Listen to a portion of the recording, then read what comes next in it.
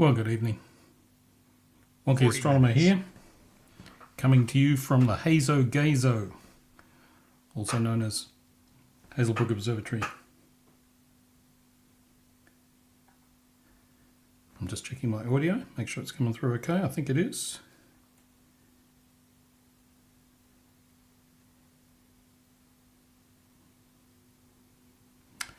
Yep, it's coming through okay. Good evening. So good evening. Now let's have a look at our display tonight. Bring up the telescope view there. So tonight I'm testing out my setup in preparation for the lunar eclipse, which is coming up in about a week.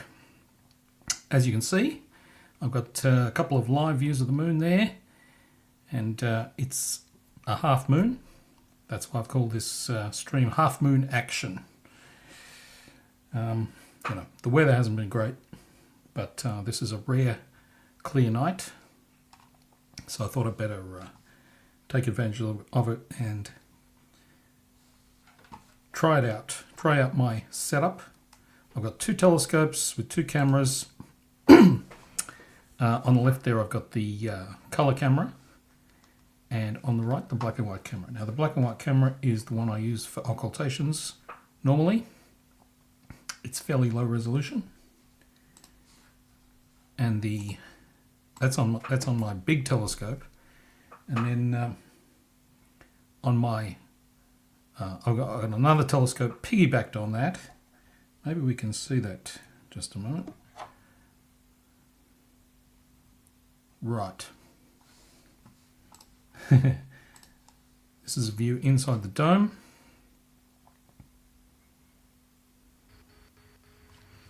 Now, can I show my pointer on that? My pointer doesn't show up. But down, I mean, you can see the big telescope in the middle there. And on the bottom right there, sort of, it's really piggybacked on top of that big telescope, is a little telescope. And that's the one with the colour camera. So that's the view you're seeing on the left there.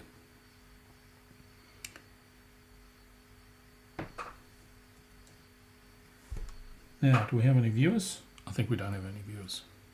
So I'm talking to myself here, unless you're watching the replay. So if we go back to the view with both cameras, let me just bring that into the center. Now, I do have a problem in that the two telescopes are not perfectly aligned. So, for example, when I center the moon in that black and white camera, it's off-center on the color camera. But I figured for the eclipse, because color is a big part of the lunar eclipse, I thought I'd better use the color camera. Now, of course, that's zoomed in quite a bit. We can zoom out, show the entire moon there.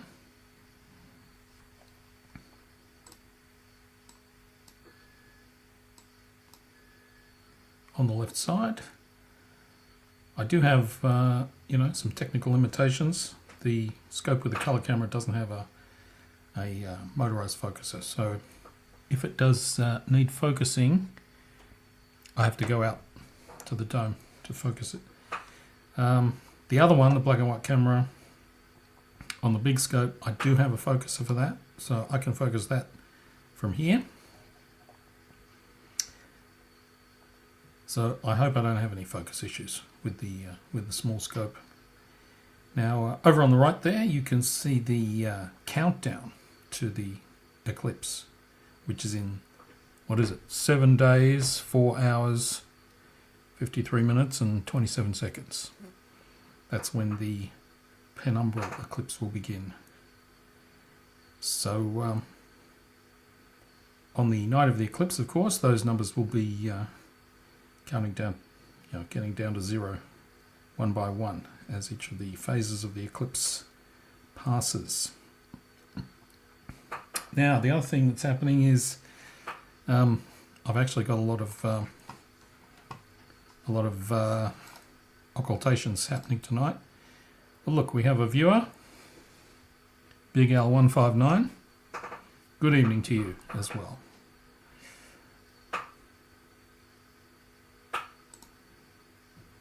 Yeah, I've got a lot of occultations. I've got 8 events scheduled for tonight. That's a lot for one night. A typical night would be like one to 3 or something. So 8 is a lot. I didn't intend to really stream the occultations, but since it's all happening on the same night as my moon action, I figured I might as well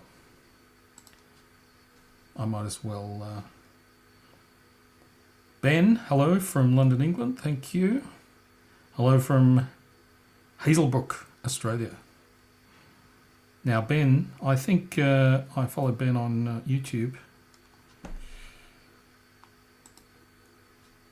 think he does vlogs, vlog channel, if I recall. It's still saying I only have one viewer though. Ah, wait a minute. I'm only looking at the YouTube numbers. I'm also streaming to Facebook and Twitch. I'm streaming to my personal profile on Facebook and also to my Hazelbrook Observatory page. So actually I'm not monitoring the viewer numbers on all those platforms. I wonder if this tells me the viewer numbers. I don't think it does. Oh look, my All Sky has timed out. Oh, there it's back. The All Sky camera there, it's up the top there all the time. But there's the big view of it. That bright thing there is the moon. It's showing an animation of about the last hour with one image per minute. Actually, the bright thing right at the bottom, I can't point to that, is actually a street light outside my window here. But the bright thing that's moving there, that's the moon. And you can probably see some stars there as well. Now, I've also got a moon map. Wait a minute. Should have shown it like that first. I've got a moon map. There it is. This is a program called Virtual Moon Atlas. And, well, I may try to identify some features on the moon. Now, I've just noticed that is reversed. I tried to make this view the same as the view in the sky. I'm not sure if it is, actually. Wait a minute. Let me bring up my star map there.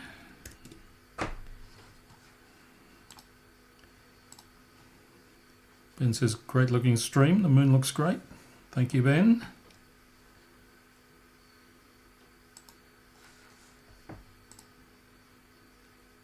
Yeah, I'm just going to bring up the Sky Safari view of the moon. I'll just zoom in on that. This is telling me actually how it's oriented in the sky. Yeah, actually it's different because this is partly because I'm using an equatorial mount. Actually, I think it's also not just rotated but flipped. Why did I show that comment again?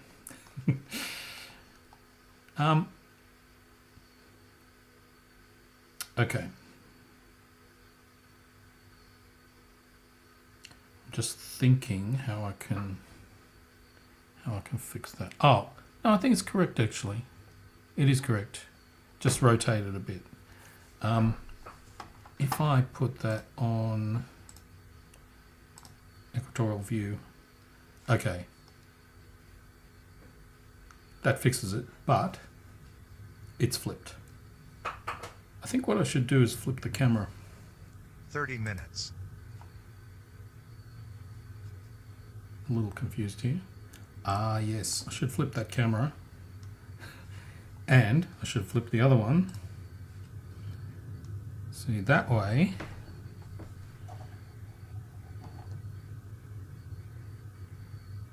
Wait a minute. I want the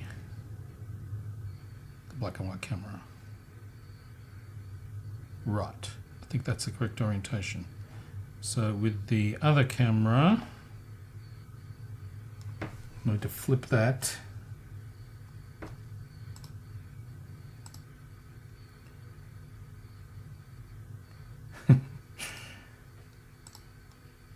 Just doing it by trial and error here.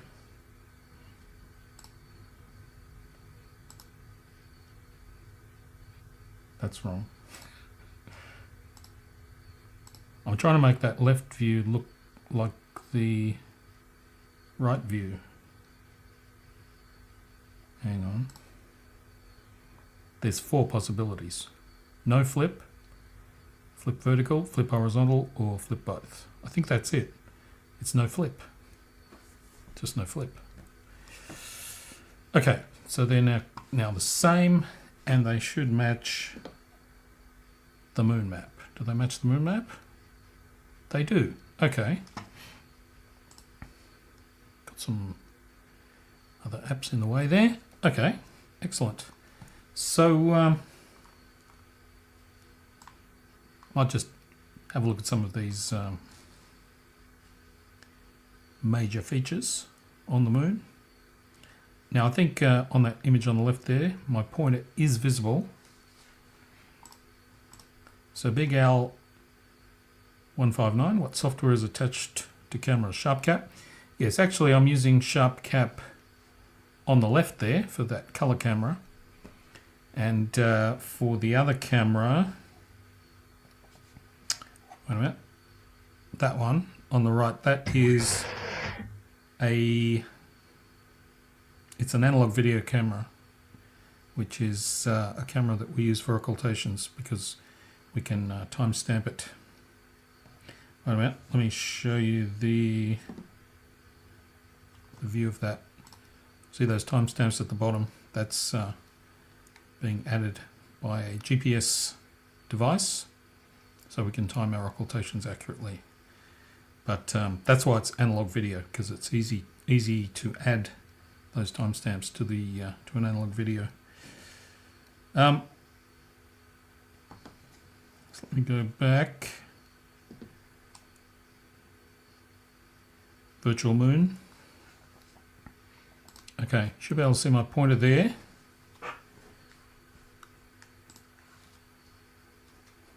I've got a little problem with overlapping apps sometimes. So I'll just try to identify the major features here, the Maria, or the seas. So that one there, that is Mare Serenitatis, Sea of Serenity. And then down here, you've got there, where is it?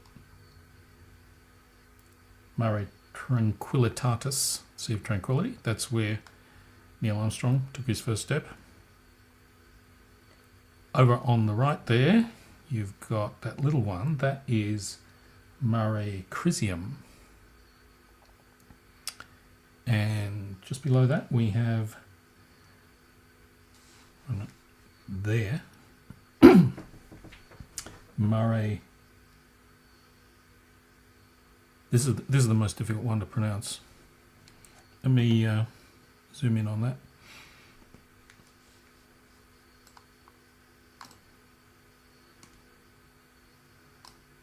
This one, Mare Fecunditatis. Fecunditatis. I could be mispronouncing that. And okay, up to the top left there, you've got the edge of a sea there, which is half in darkness more than half in darkness probably. So what is that? That is, it doesn't tell me what it is because it doesn't show me the labels on the dark side. So I have to enable or disable the phase there. It's Mare Imbrium. I don't know what that is in English. There it is, Mare Imbrium. So that's that one there, which is sort of mostly in shadow. All right.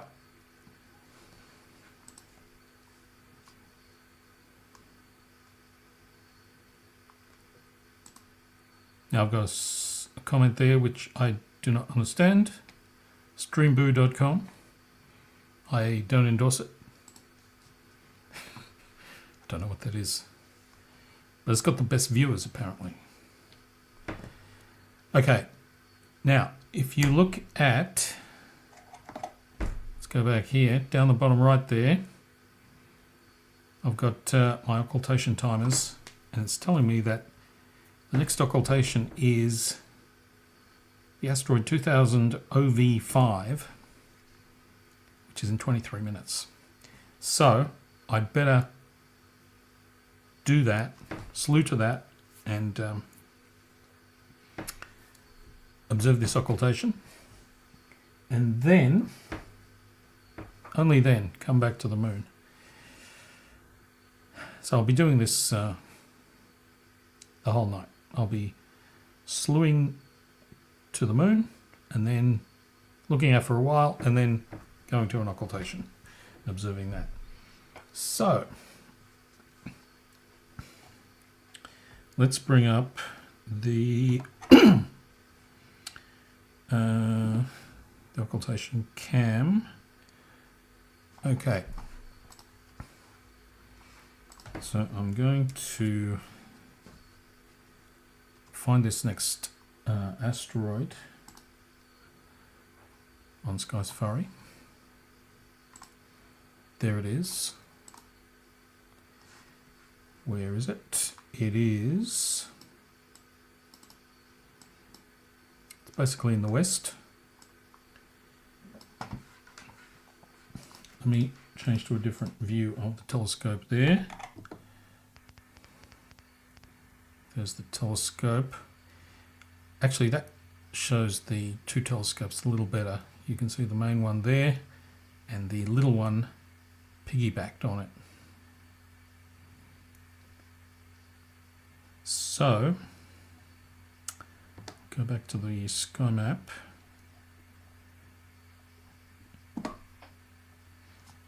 Occultation camera. And I'm going to send the telescope to it. Let me just see if this audio is coming through. We should hear the telescope moving when I send it. So up the top right there, you'll see the telescope moving. Okay, you can hear it. Actually, it didn't move far. Dome's turning.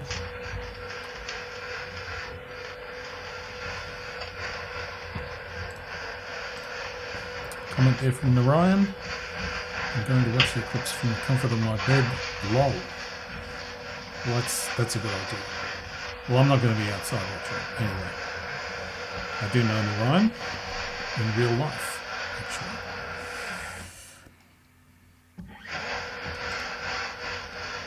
All right. So, got my occultation camera there. Now I'm not seeing anything. I think because, well, what is the reason? I've got my exposure set too low. Ah, there you are. Bunch of stars. So, what I need to do is go back to equatorial mode, zoom in, and see if I can match that star field on the left 20 minutes. with the one on the map. And I think I can, because there are two bright stars. Let's see, my pointer does show up there. Two bright stars there. I think I see them on the map here.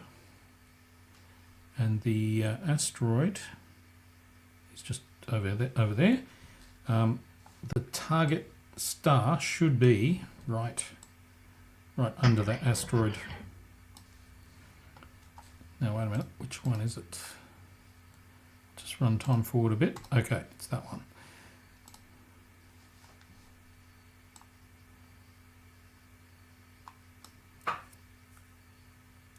So it's magnitude 12.6.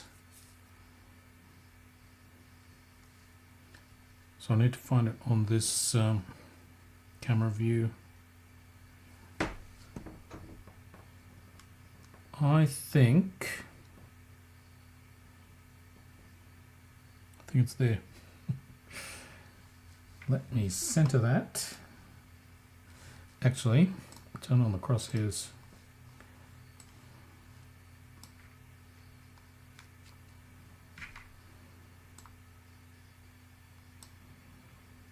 Adjust it to the center. Now, I should have taken note. I did an occultation just before the stream, and I messed up because I had the flip wrong. Big Al says, does Sky Safari show occultation accurately? Well, it shows the location of the asteroid pretty accurately. So I can usually find the target star just by looking where the asteroid is and looking for a star near it. But it doesn't actually show the asteroid moving in front of the star. It's not that good.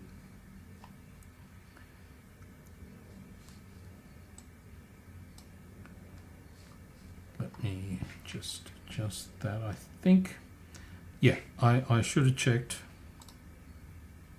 Let me just check. Okay, it's west of the meridian. That's the important thing.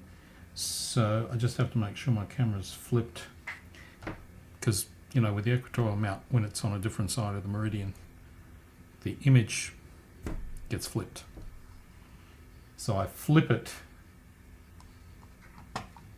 so that it matches the view in Sky Safari.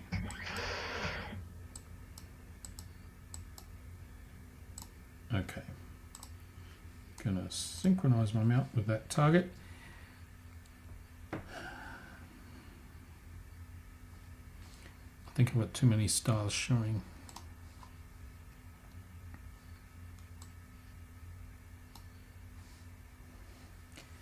Okay, now that view is a bit noisy.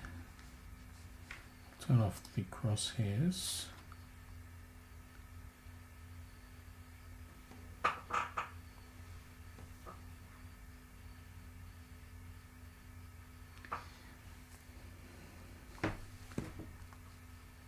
Bring down the gain a bit to reduce the noise. Bring up the exposure. Let me just check. The maximum duration on this one is 0.9 seconds. I just have to make sure I don't use too long an exposure in relation to the duration. Okay, I think that's not bad.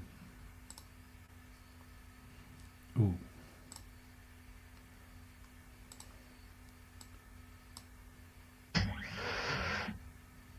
Okay. This asteroid is magnitude 19, which is way too dim to see.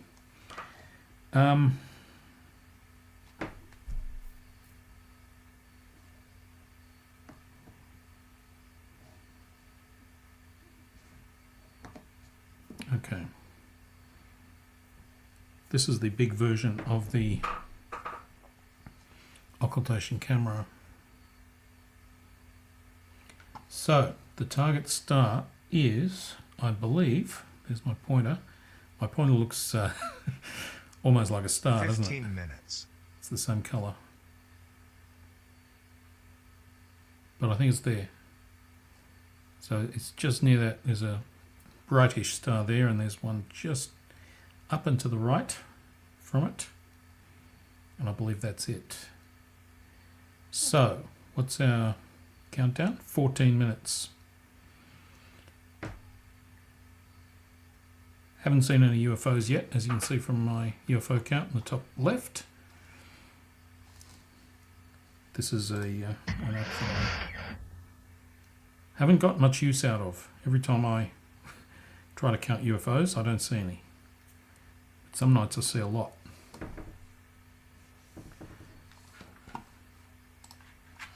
I think since I got 14 minutes, I might take a break. Let me see. This is a test of my break timer. I'll take a break for 10 minutes. And then I'll be back. Okay,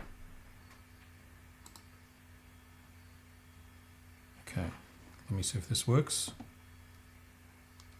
Right.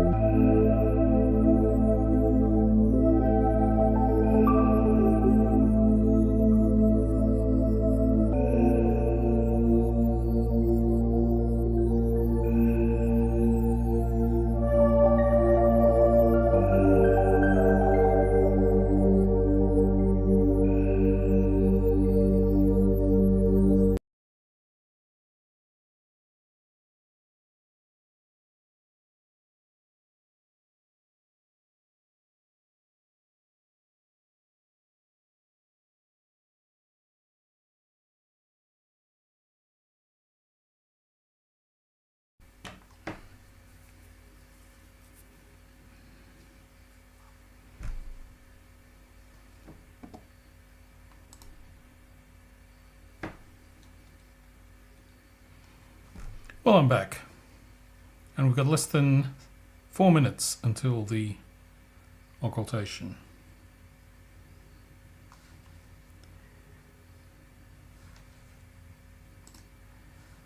For most of these occultations tonight, I've got a couple of colleagues observing as well.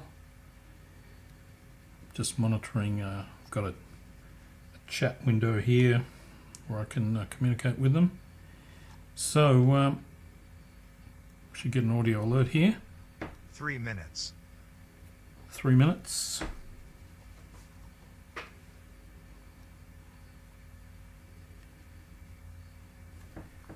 Might turn that up a little bit. Now, the star that we're looking at, let's see if I can point it out. Unfortunately, the mouse pointer is a little bit hard to see. Ooh, my dome is turning.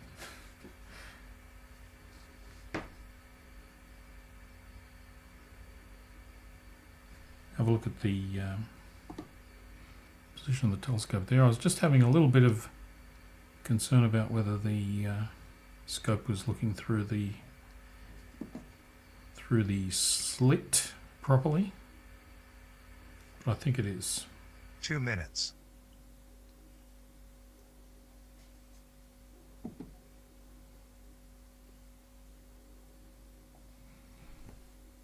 All right.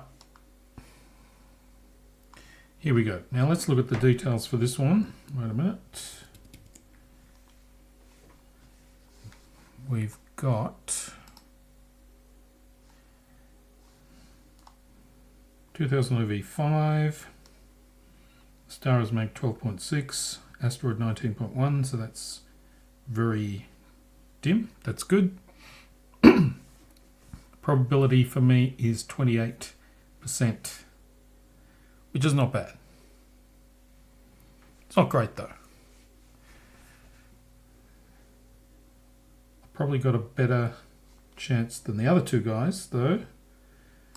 They're further from the center. 60 seconds. Okay, 60 seconds. What we'll see at the 30-second mark, it will 50 seconds. go black for a moment as the software starts recording. So remember, we're watching that star there. 40 seconds. Leave my mouse pointer there.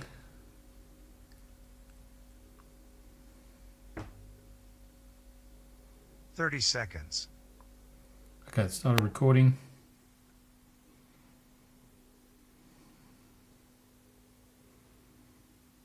$20 seconds. 15 seconds.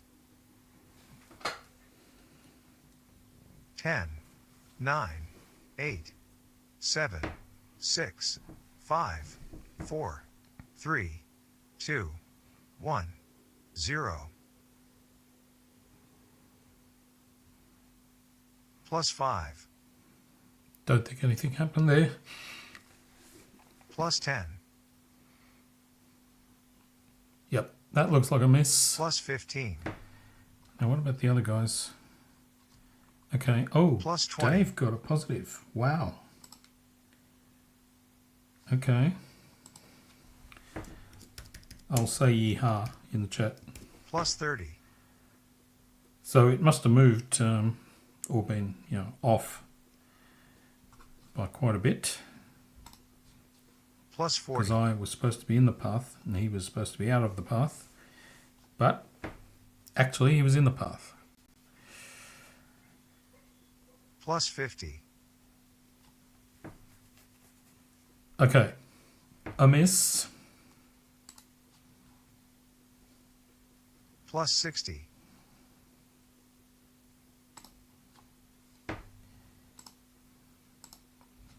I'm just recording that I got a miss. Oh, did the wrong thing there. Okay, so we've got, 40 minutes until the next one. Might just, let's see where it is. Let's go to Sky Safari and zoom out. That's the current one. It's basically in the west. And the next one, okay, it's not far away. And the moon's not far away from that. So I think what I'll do is I'll go back to the moon for about 15 minutes.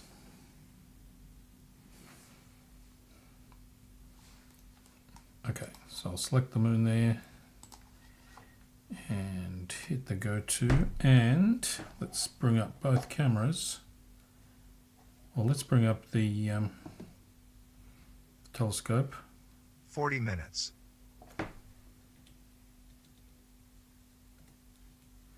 Is that moving? Oh, it moved. It did move. There's the moon. Right. There's the moon. Okay.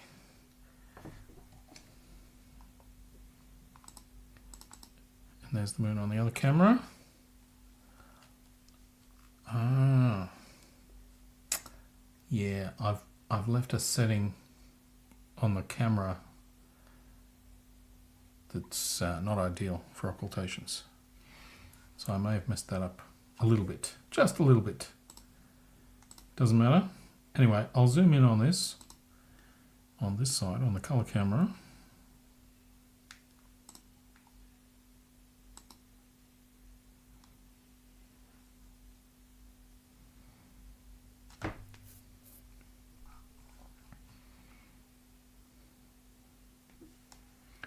Can you tell that that's a color camera?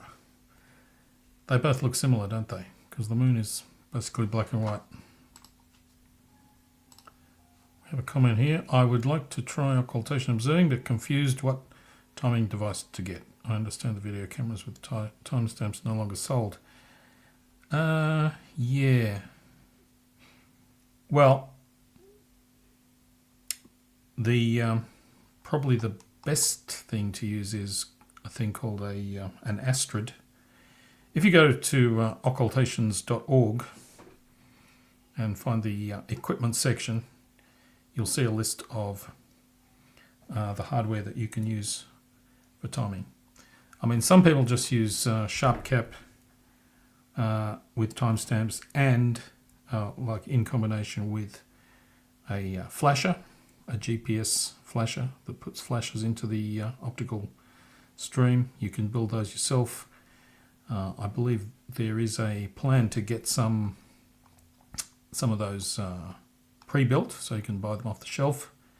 Not sure if that's happened yet, but yeah, I'd recommend going to occultations.org, and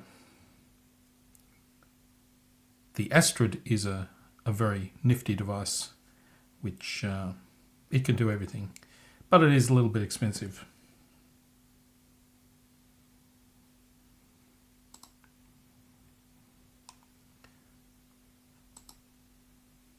No worries, Big Al. Okay, so we've got, down the bottom right there, you can see we've got 37 minutes until the next occultation. I'll just have a look at that on the sky map. Which one is it? AP 141. Okay. That's good. What I like about that one is it's not in the Milky Way. So you've got the Milky Way here. When a target is in the Milky Way, it's it can be a bit difficult to find the right star because there's just so many stars there. But if it's away from the Milky Way, like that one is, it should be pretty easy to find that.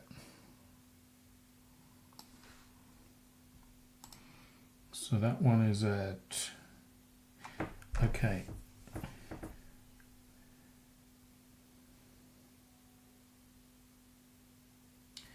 The next two are very close to each other. close to each other in time, I mean.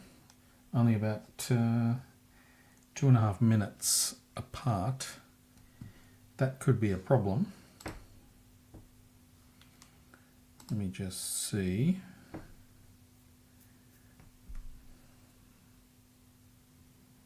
'52. Yeah. 2 minutes and 39 seconds apart. That can be difficult. After I've recorded one, I've got to slew to the next one immediately.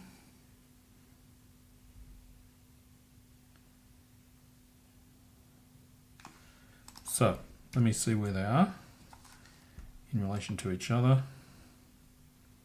Is it possible to do both of these? So there's that one,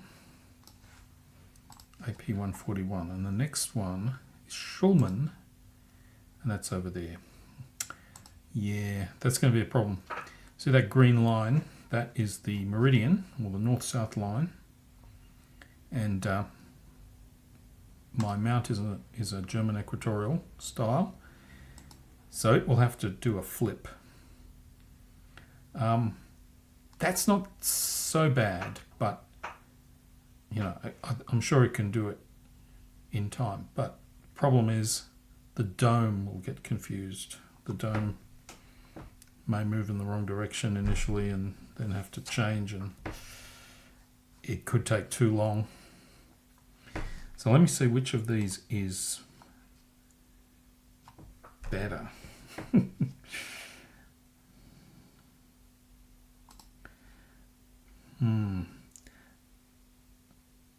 Okay.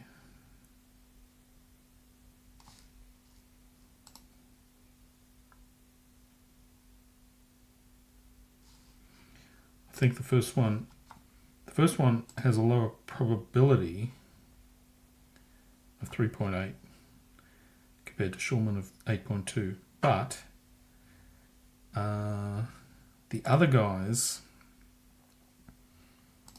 are much closer in for the first one.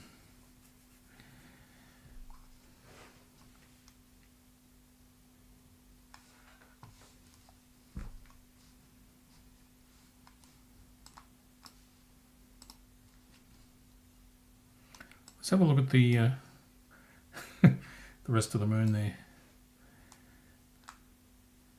I did call the stream moon action, so half moon action. So we should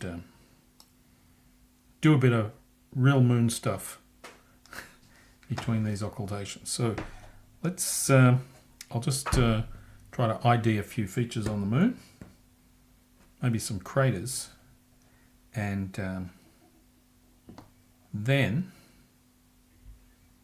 I'll get onto these next two occultations. So down there, I turned the phase off, didn't I? There you go. So let's see if I can match up this map with the actual image there on the left. Now I think, let me go to the wider map.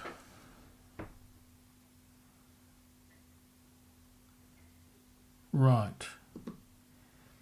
I think it's the map is showing the shadow, like this shadow. Wait a minute. Yeah, it's showing it a bit further to the right than it appears in real life. There's probably a setting for that, actually. What is that setting? Oh, that's label density.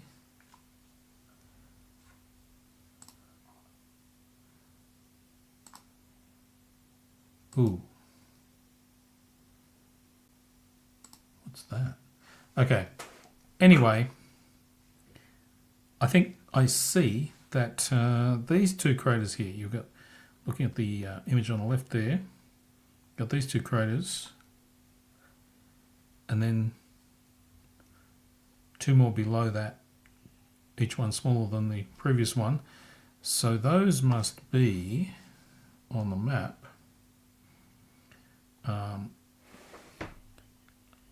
Albategnius.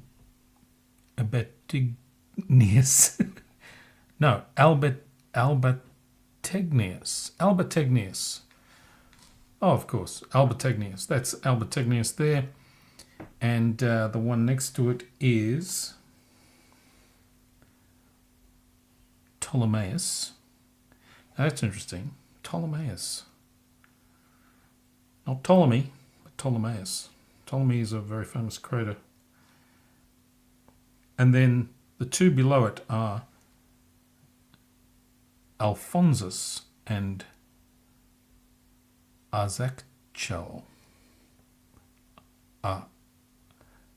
Azachel. So that's Azachel there. I'm not very good at pronouncing these crater names. 30 minutes. All right. Now, the occultation, I just got the 30-minute alert. Because these two are very close together, I think I have to spend a little bit of extra time preparing.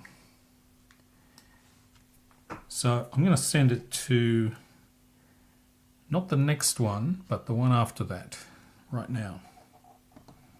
So if we go back to Sky Safari and the occultation cam, we're seeing the moon there. So I'm going to send it to Schulman, and it will do a flip. I think I need to increase the number of stars visible there. Okay. Schulman. Okay. Let's show the telescope in big view. And that camera is paused. It only runs for a few minutes and then it goes into a pause mode. That's to save battery, even though it's plugged in. Okay, let's do it. Send it there. Here we go. Moon disappears. I can just bring up the exposure there. What we're seeing there, that white, is just the inside of the dome.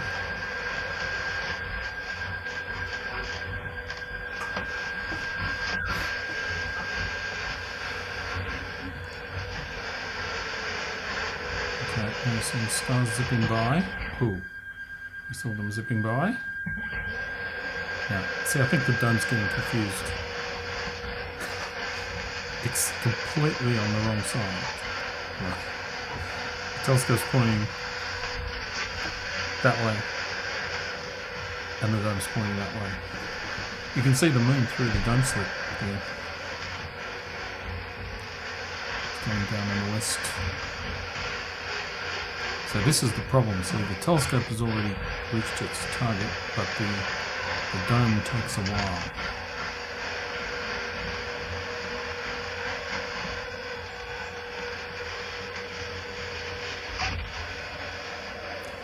Yeah, I think this is a lost cause. Trying to get on target in less than... Look, I'd have to do it in less than 2 minutes. Alright, so what I might do is I'll tell the other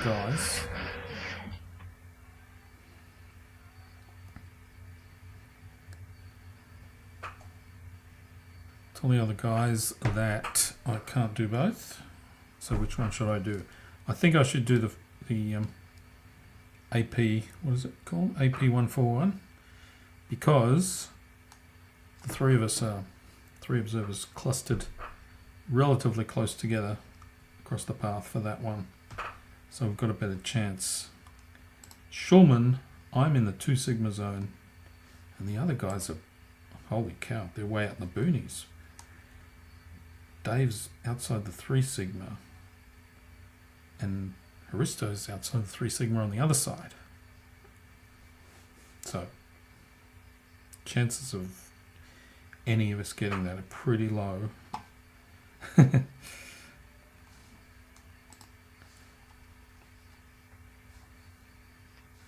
Okay, so I might send that back. I'll send it back. I'll send the scope back to the previous one. We can see some stars there. It's a bit noisy. There are some stars. So I'll go back to AP 141. Shall I time it? I'll just time it because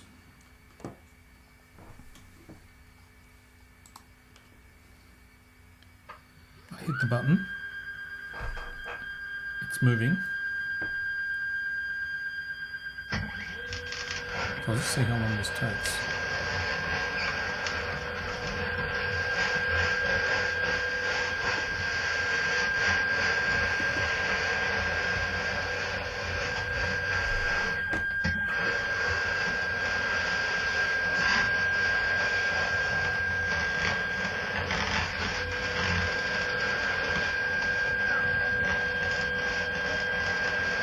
Okay, so the dome has gone the wrong way. It's because the telescope sort of seems to move in one direction and the dome tries to follow it, but really it's not. Oh, see it got there and now it's reversing. It's going back the other way. And that's what takes so long. It's been 1 minute already. The telescope has long since reached its target. But the dome is totally confused.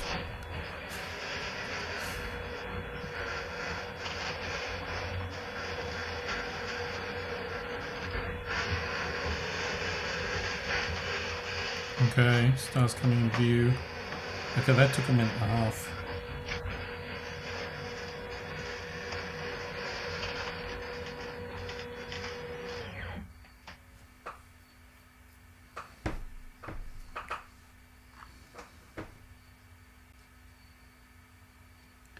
Alright, Haristo's addressing the same issue. He says he'll be recording only 1 minute each side of the first one to allow time to switch to the other one. That's longer than I record normally. I only record 30 seconds either side. So he's going to try it.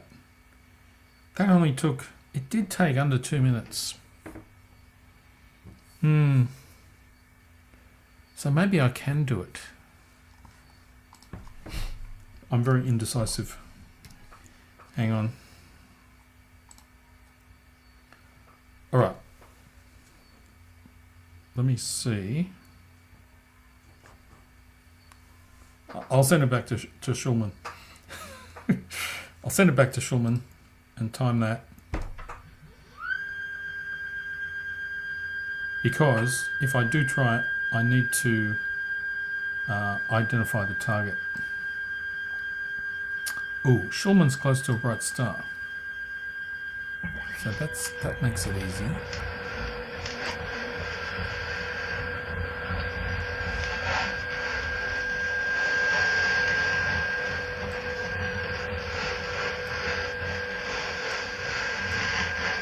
Easier. Okay, we see some stars there. But notice the dome's, again, it's going the wrong way. Alright, the telescope's reached the target in 44 seconds. Dome's still going the wrong way.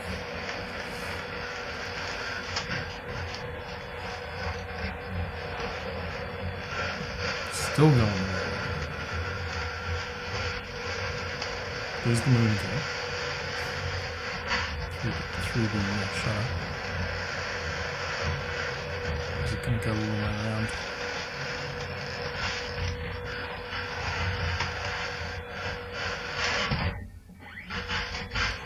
Right, so it's reversing now. It finally decided that it was going the wrong way.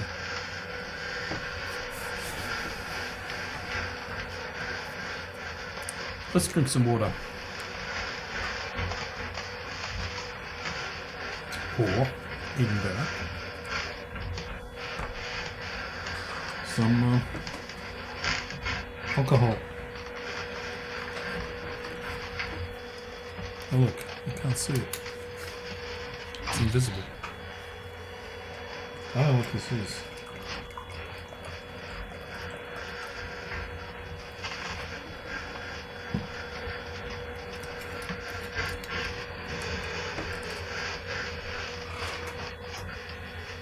Look at that. It's almost there. Okay, that took 2 minutes 10. Okay.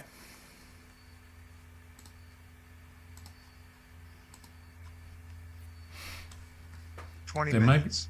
There may be a way that I can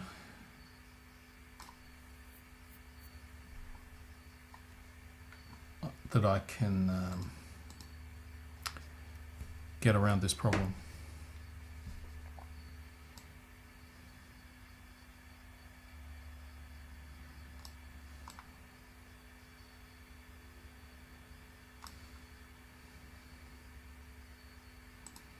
Okay.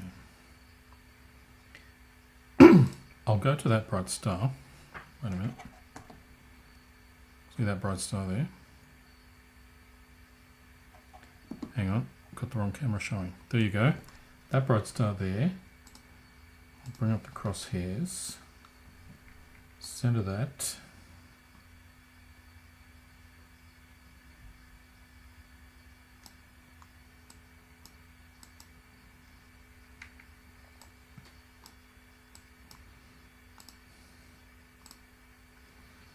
Synchronize them out.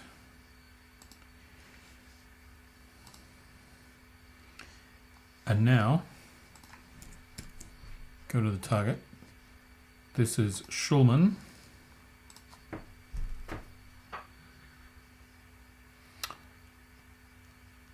Okay, I think this is an easy one.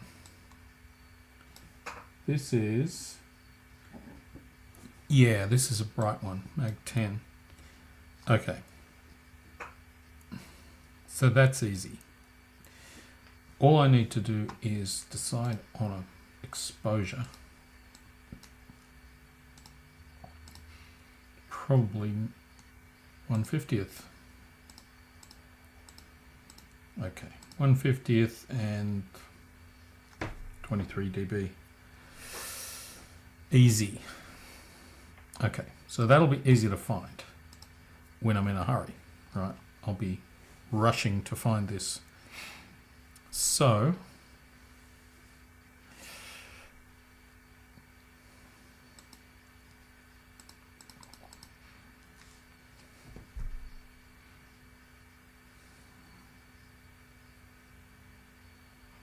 just trying to think how I can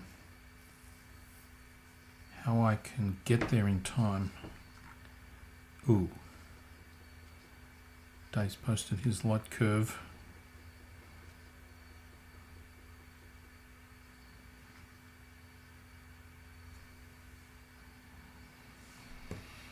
Dave's talking about getting to Schulman as well. Schulman's the big problem here for all of us. I think the other guys have got. I know Dave's got an Altaz mount, so it should be easier for him. Won't have to do a flip, and he's got a roll-off roof, right? So the roof doesn't have to do anything. I think what I can do, I'll use a pen and paper, which is a radical solution, I know. I'll just write something down.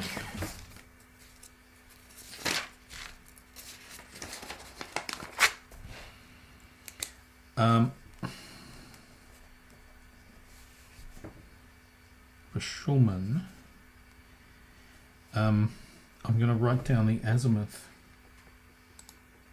of the dome. Where are we? Azimuth is 47. Now, it won't be quite that at event time in 18 minutes. It'll be close though. So maybe what I'll do is I'll just send it directly to that azimuth.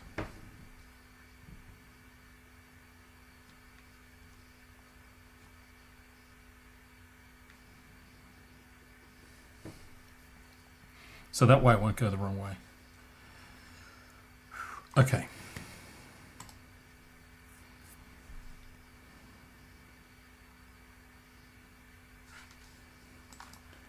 I will bring up the view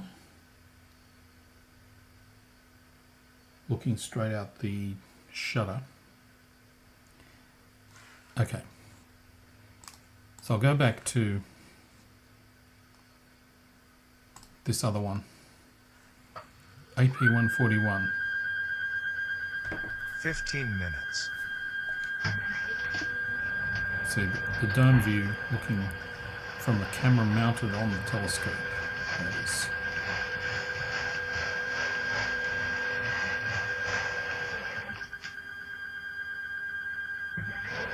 So what I'll do is once I'm on target for 141, I'll disconnect the dome from the scope and then once that one's over, I'll just send the dome to the appropriate azimuth. May require a little bit of adjustment.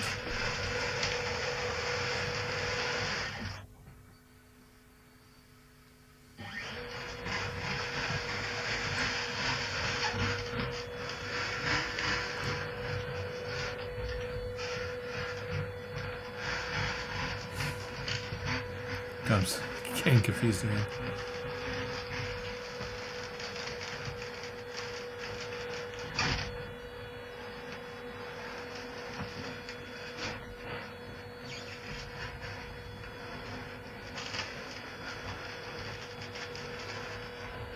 And I hope I can get this one on target without synchronizing the mount. If I don't synchronize the mount, then I'm still synchronized to the star near the other one, or to the other target. Is that actually synchronized on the other target? Okay, that looks good.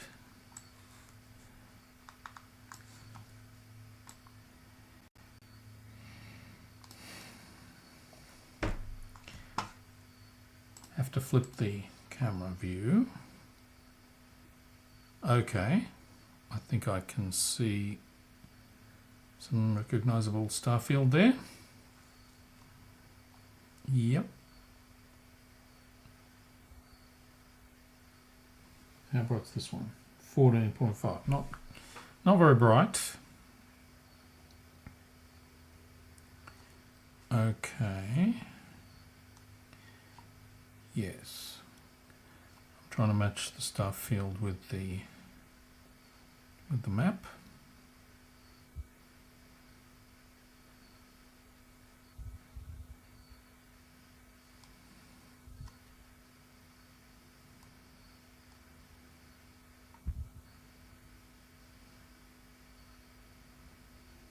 Okay, I think I'm close. Let me go high again there.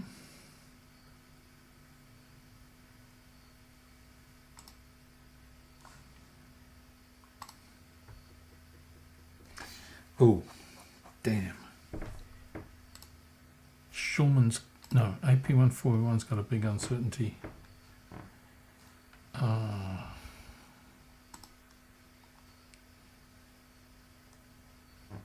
I'll have to change the recording time.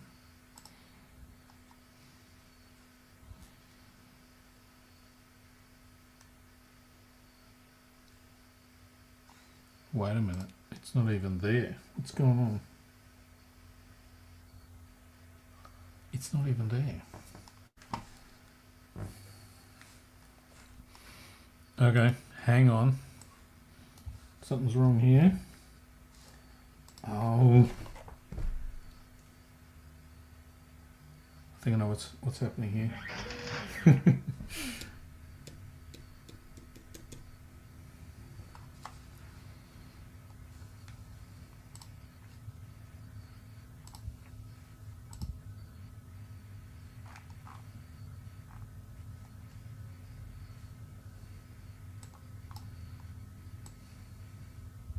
I'm deep in concentration now.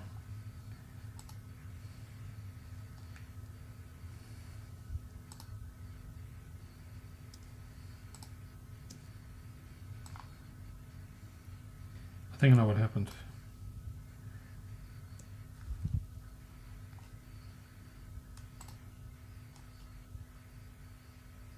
There were a couple of events that I added later after I'd done the scheduling of the recorder.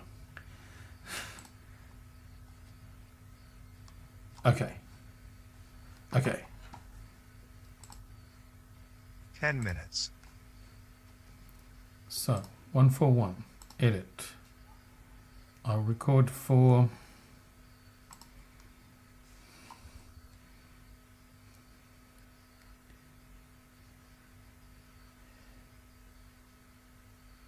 record for 2 minutes, I guess. 2 minutes.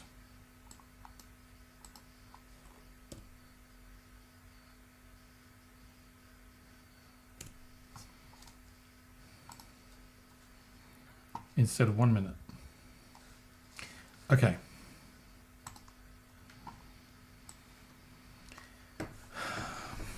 Now, got to find this target. I'm running out of time.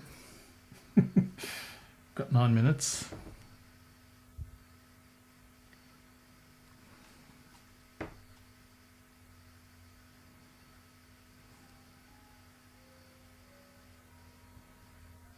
Mm-hmm.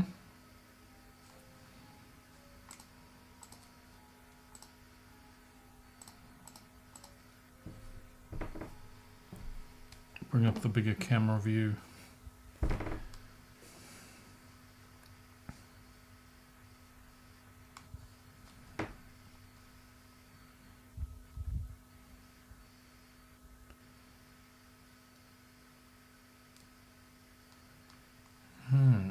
Okay.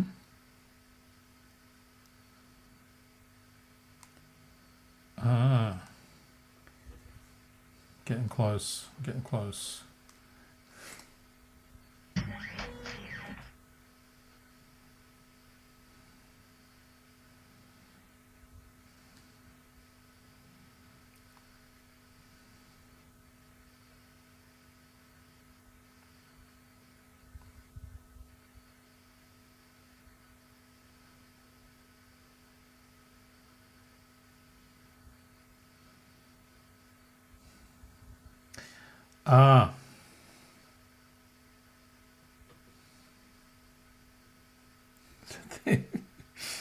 Okay, I think it's that one. It's a bit off, way off center.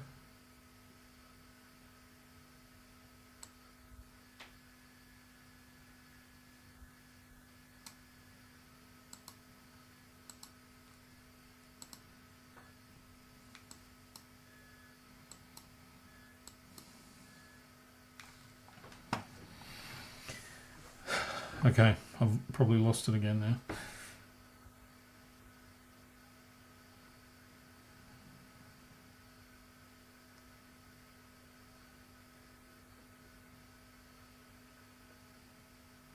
Okay.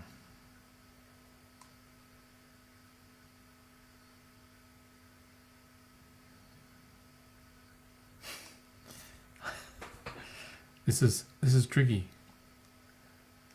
Okay. Okay, I think I see it. I think it's that one there.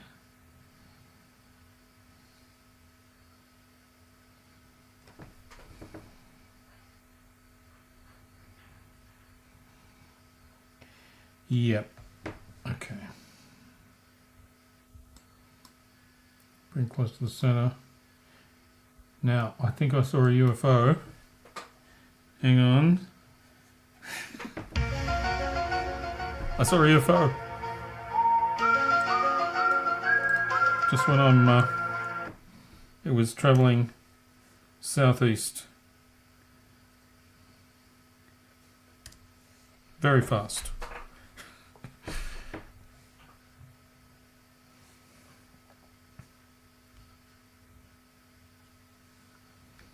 Okay. So there's the target. Is 8F enough?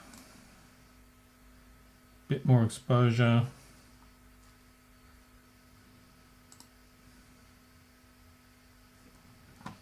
Okay.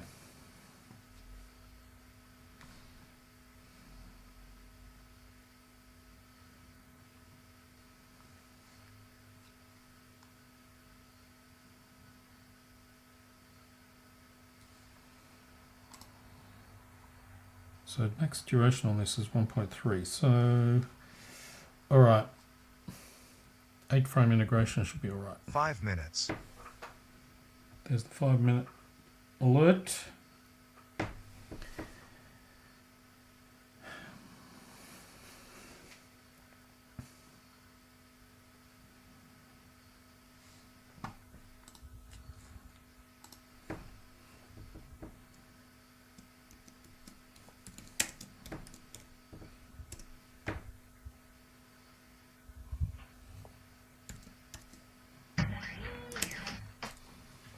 I think I'll give it a bit more exposure, a bit more gain, even though it's a bit noisy. 8F 32 dB.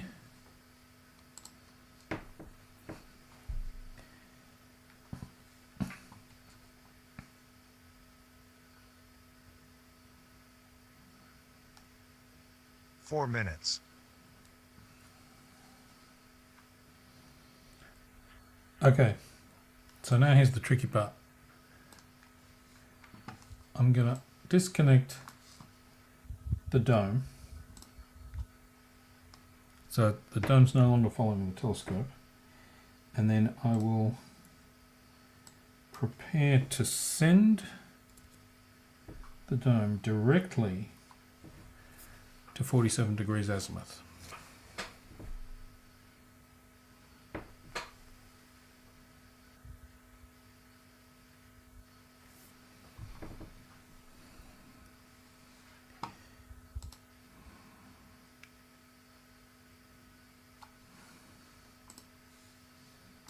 Okay, by the way, I'll take a screenshot.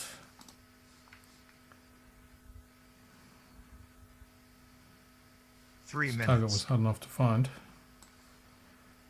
so I should take a screenshot so I can find it again later. What do we got? 3 minutes.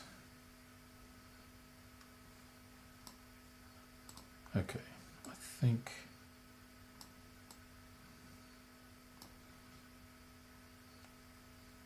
there it is.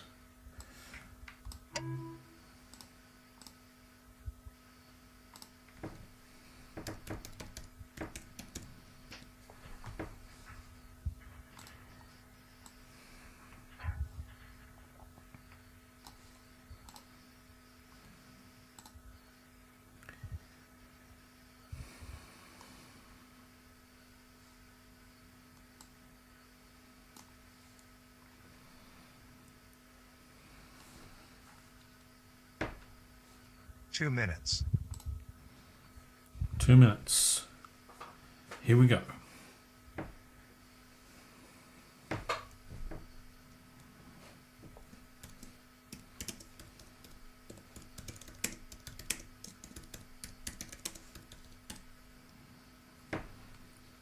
I'm putting in the chat, I'm trying for Schulman 2.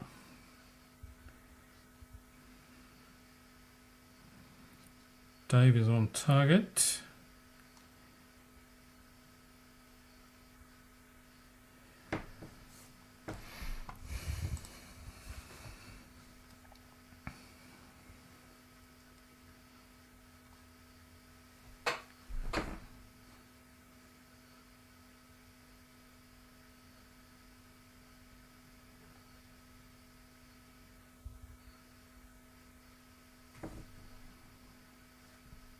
Sixty seconds.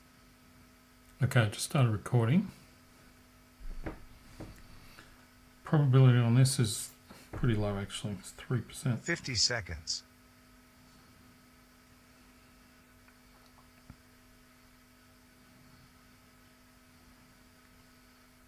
40 40 seconds.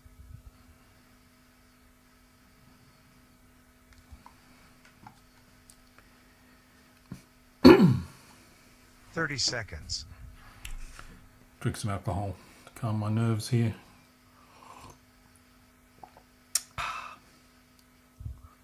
Twenty seconds. Here we go. 15 seconds.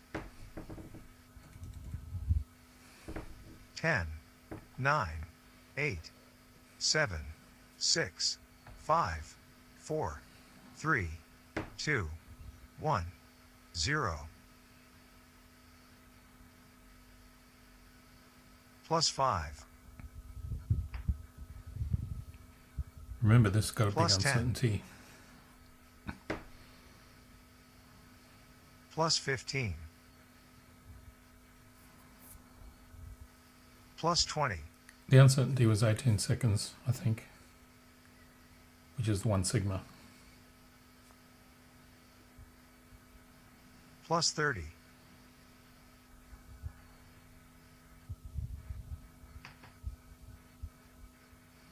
I think I'm getting a bit of cloud.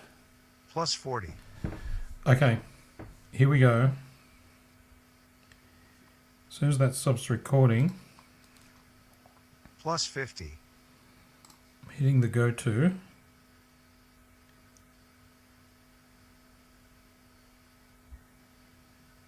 Plus 60. Okay, hitting the go to Schulman. Come on, what happened? Okay, it's moving. And then I hit the dome.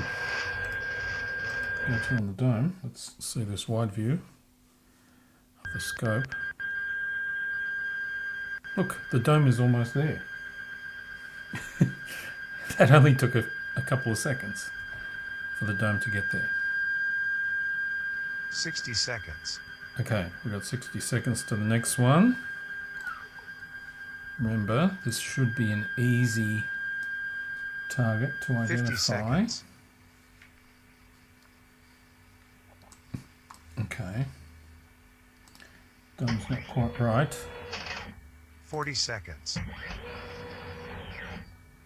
I believe that's correct. 1/60th, 20 30 something seconds. dB. I did it.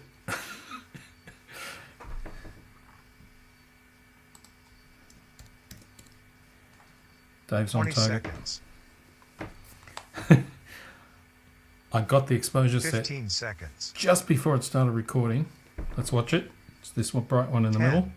9, 8, 7, 6, 5, 4, 3, 2, 1, 0. It's probably another miss. Plus 5. It's only 8%, I think, this probability. Plus 10. Plus 15. Plus 20. Yep. That is a miss.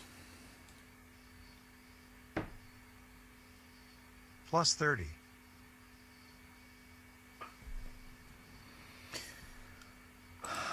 Okay. Plus 40. But someone else might have got a positive.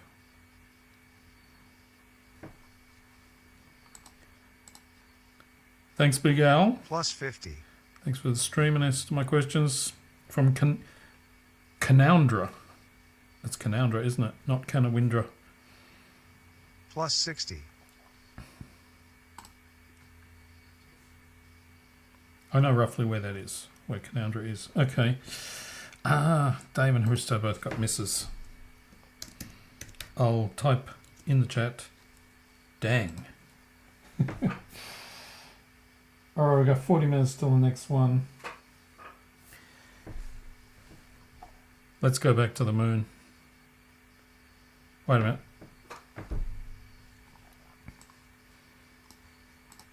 Let me just see where the next one is.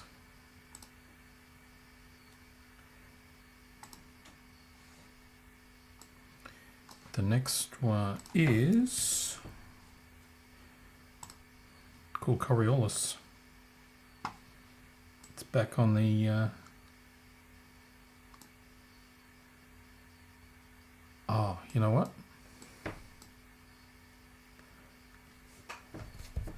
I forgot to flip the camera view for Schulman. Okay, doesn't matter. I'll just make a note of that.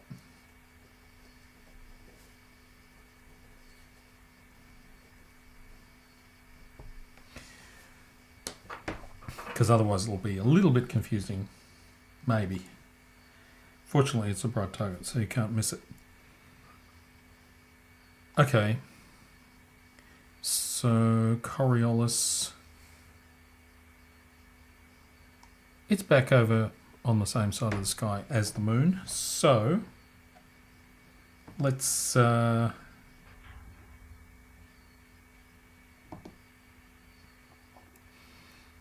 it to that. Send the scope to that. Let me bring the gain up.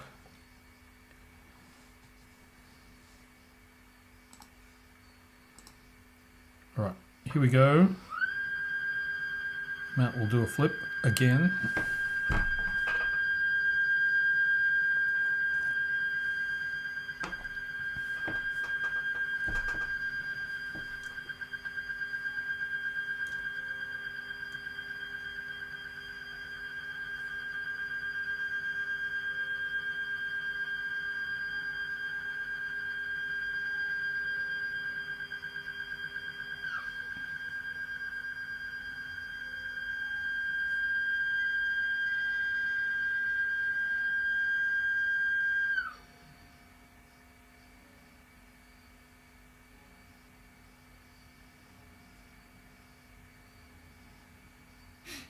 Just checking to see if I can see how many viewers I've got on Facebook.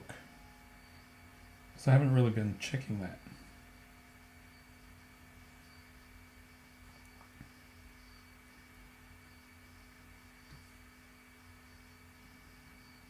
I don't know how to tell.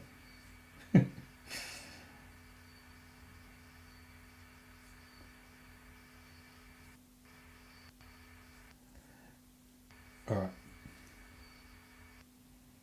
I'll look it up later.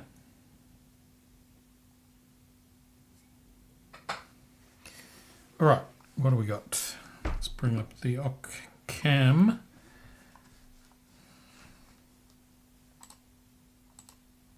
Oh. Little problem. Of course I disconnected the dome, didn't I?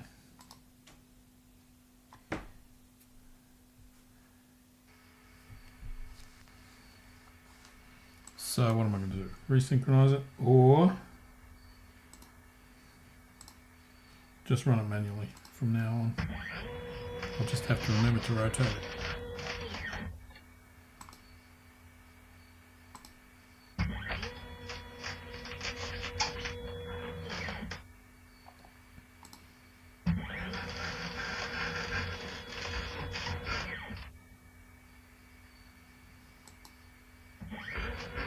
These next two are a problem as well.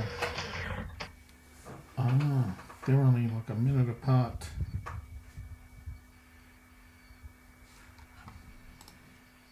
Dang.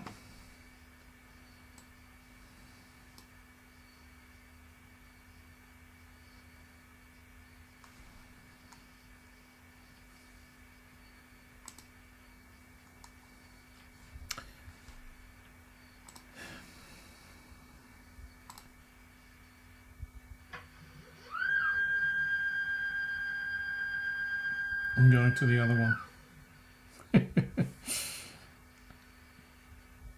Okay. Maybe these are easy. Okay, I went to this bright star. I'm going to center it.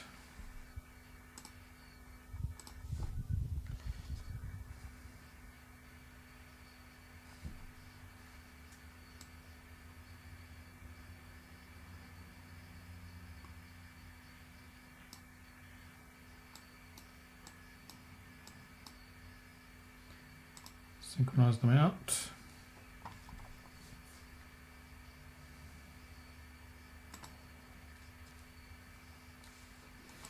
And now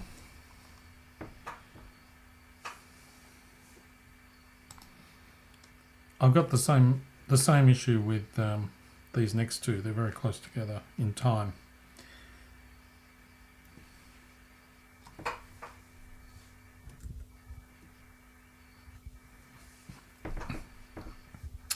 So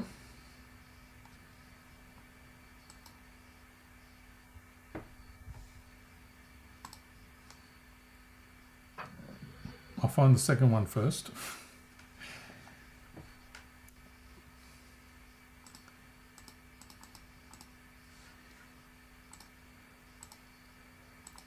So I may not have time to go back to the moon.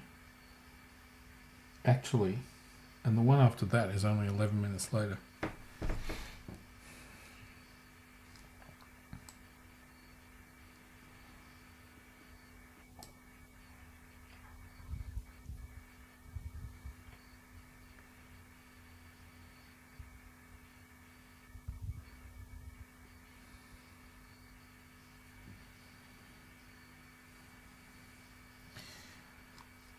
This one's being 2:15.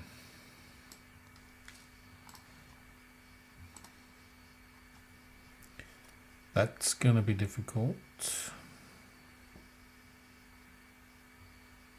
I'll forward time to 22:37 roughly. And that's where it is. There's the target star. Hang on, you're not seeing this.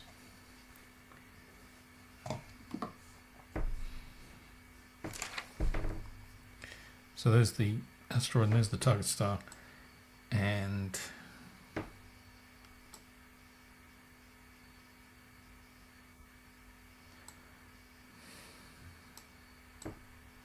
question is, can I see this?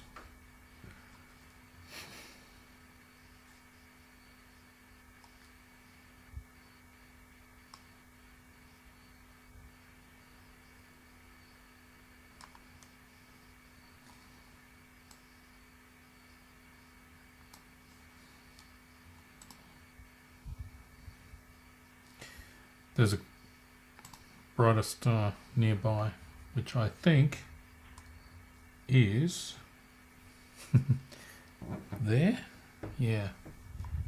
So that's the brighter one. It's not the target.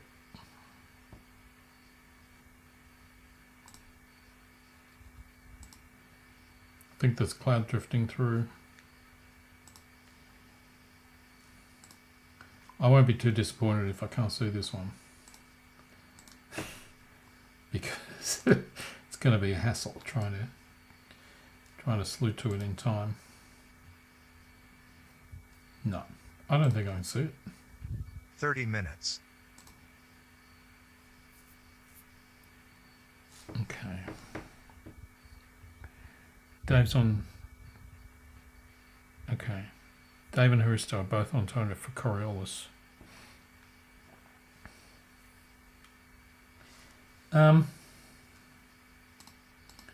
I'll go to Coriolis. I mean, in my folders, and just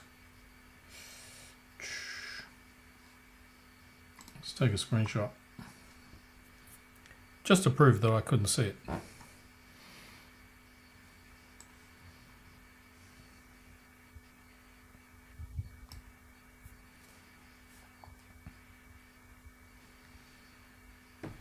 Let me give you the full screen view here.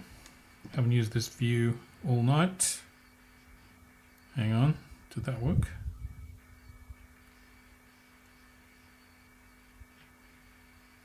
There it is.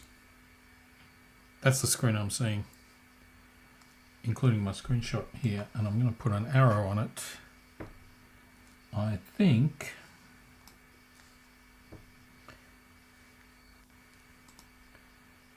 where the target star is supposed to be is actually maybe that's it. Maybe I do see it. Ah, I think I do see it there. It's that very dim one.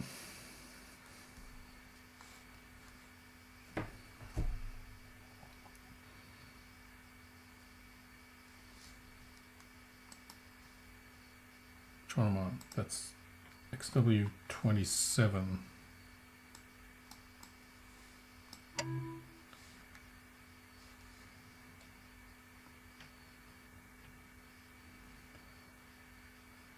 Okay, that must be it. Let's go back to Sky Safari.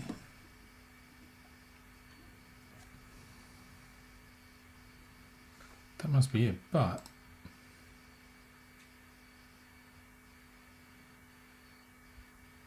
is it even worth it? When I'm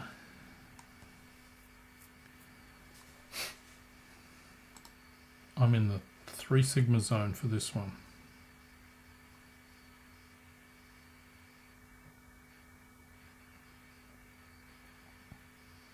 And I'm using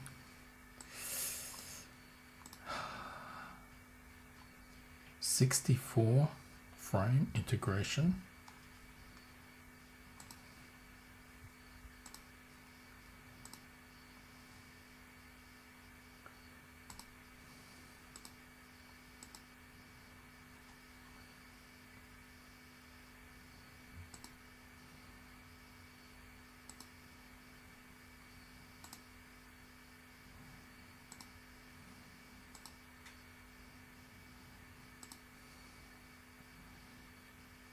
It's barely there at 32.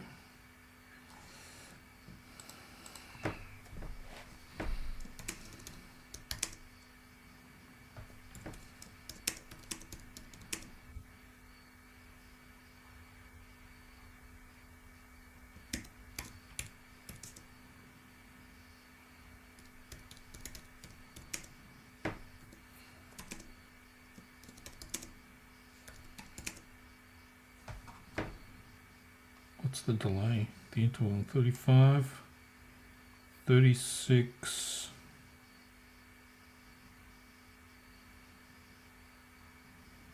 36, 42.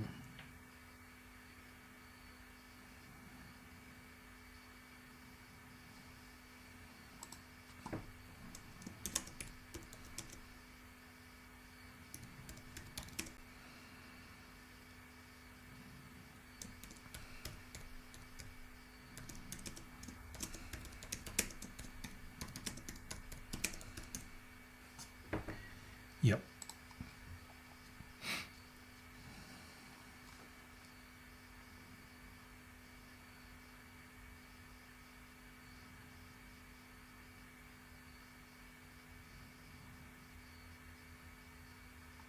It's like a minute 40 after that one.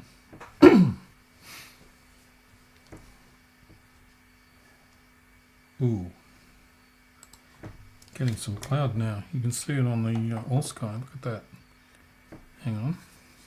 Yep, there's some cloud.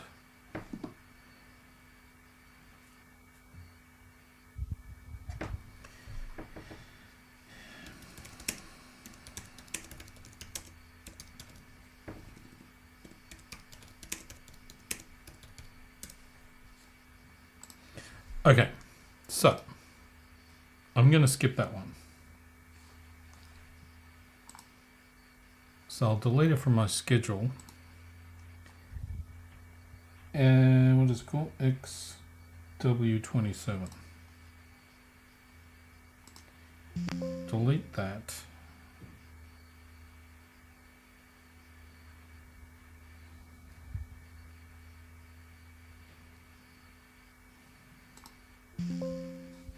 Oh.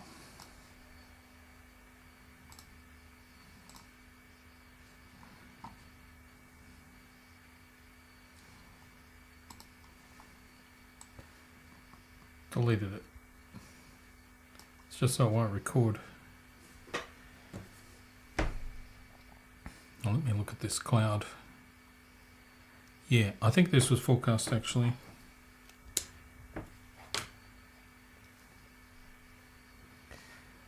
Okay, so send the scope back to Coriolis.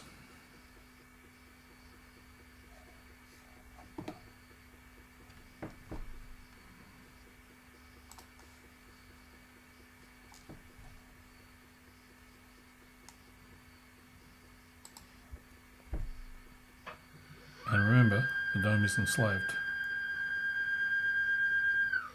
Ooh. Don't think it needs it there.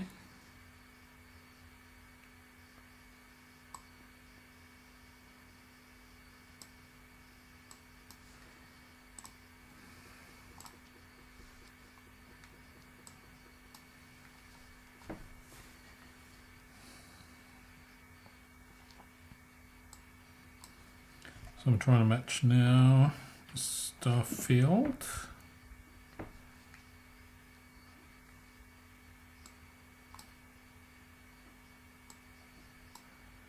Ah, there's some bright stars very close together there. Let me, yeah, so it's that one. I think I see what's going on here.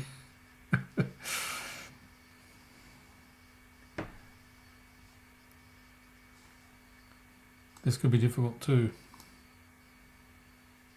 Difficult to analyze later. Yeah.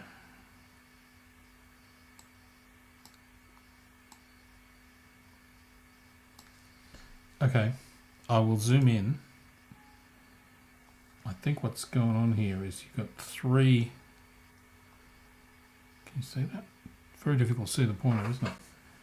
You've got three very or moderately bright stars close together.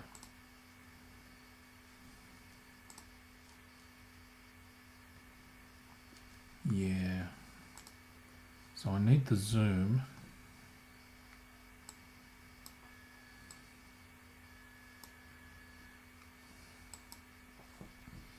So there's a group of three. That's the top left one. That's the one.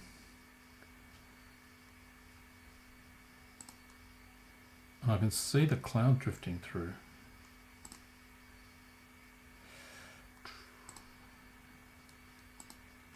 Now, is that focused? I think it's close enough. It looks a bit fuzzy when I zoom in because it's just a digital zoom, you know. Okay. I guess it's all right.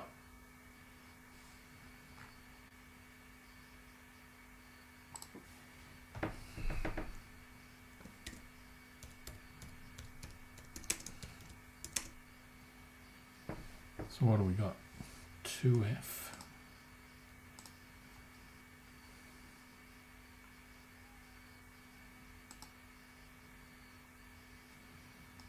One F. I think I'm going to go to 20 2F. minutes.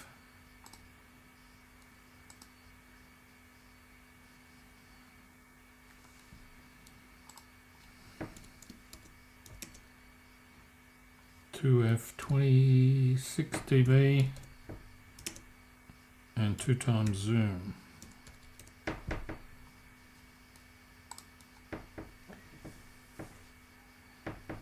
We've got 19 minutes.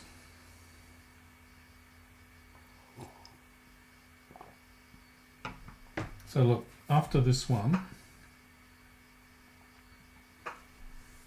I've got, I'm skipping XW27. Then I'll do Mellon Smith 11 minutes later.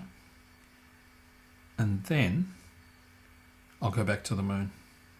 Because I've got 56 minutes until the final occultation of the night.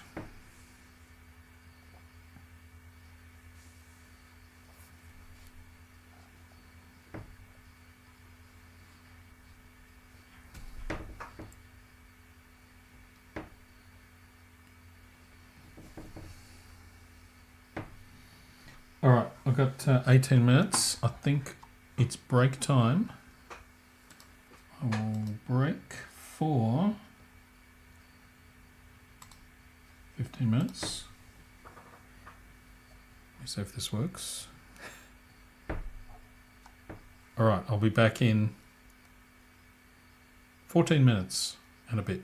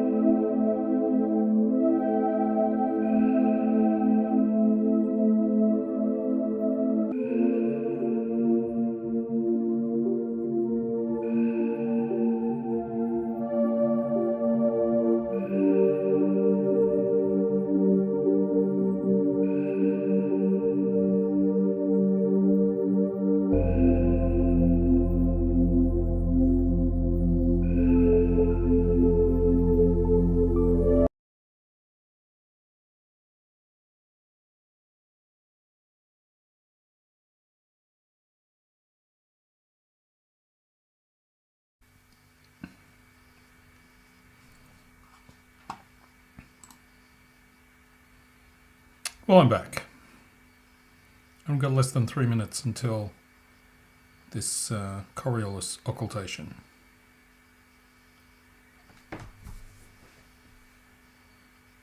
After that, there's just one more. Wait a minute, no, there's two more. There's two more after this. There they are, Malin Smith and Bruce Goldberg. Bruce Goldberg is a bit dodgy though. It's a very dim star, so I may not be able to do that. So,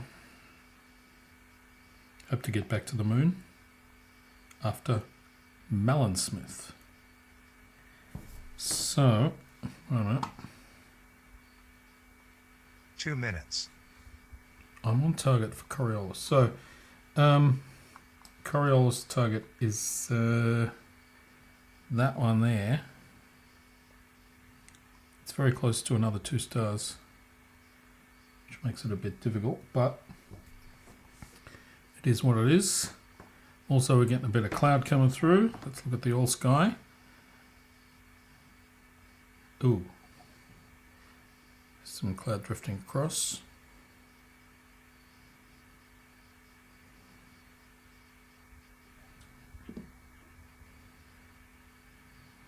Go back.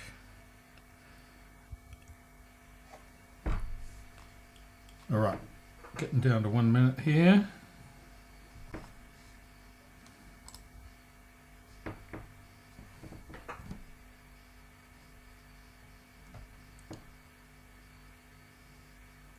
$60.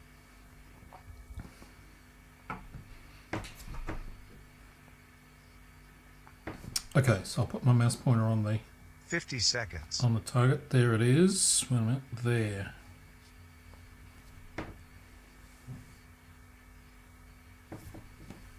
$40.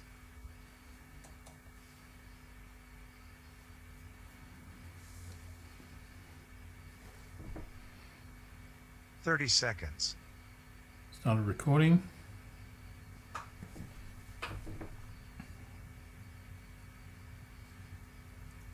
Twenty seconds.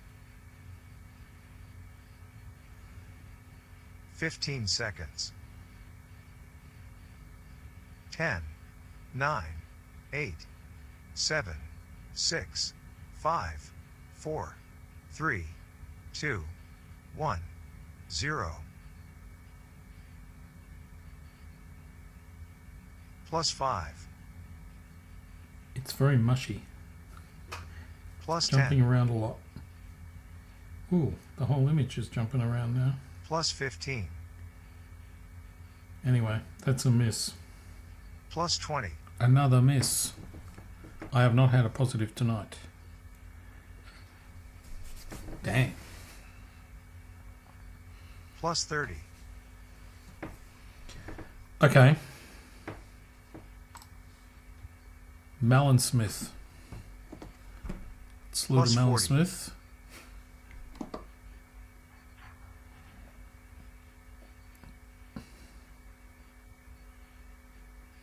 Plus 50. Here we go. And I have to move the dome manually. Plus I mean, 60. I still just click a button to do it, but it doesn't follow automatically.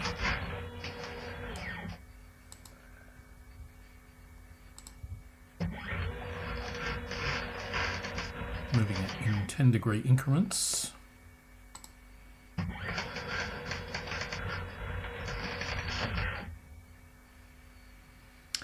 Ooh, hang on. Turn off the zoom there.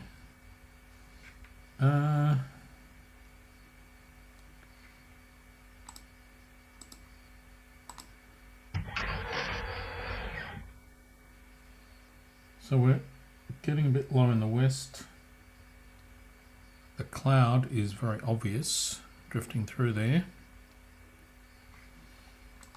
Just check the telescope mounted camera.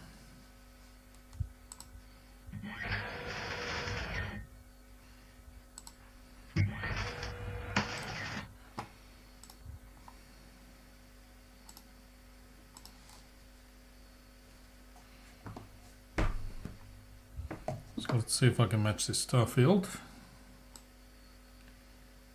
Look, it's actually close to the moon. See, there's the moon. There.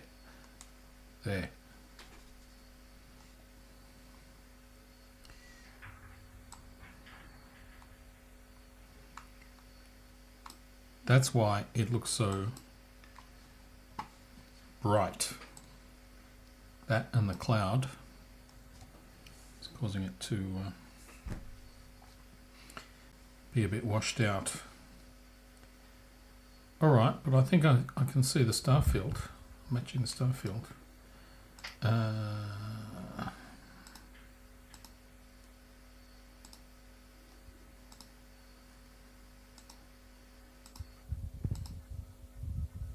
bright's this? 13.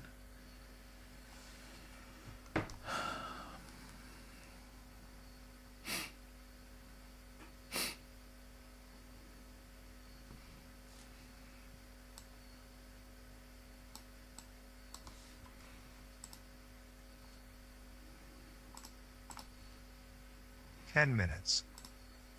Okay. I think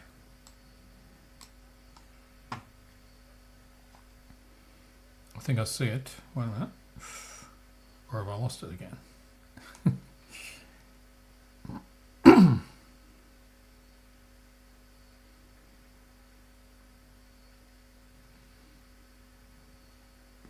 Right. I think it's there. I wish my mouse pointer was bigger. Let's bring up the bigger view. There.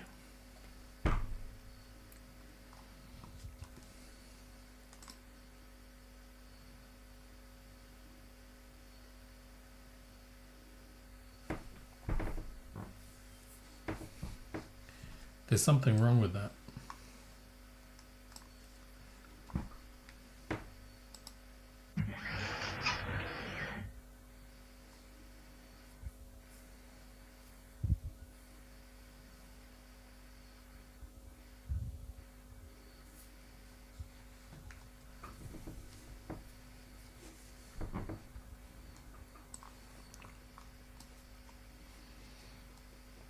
Okay, wait a minute. Wait a minute.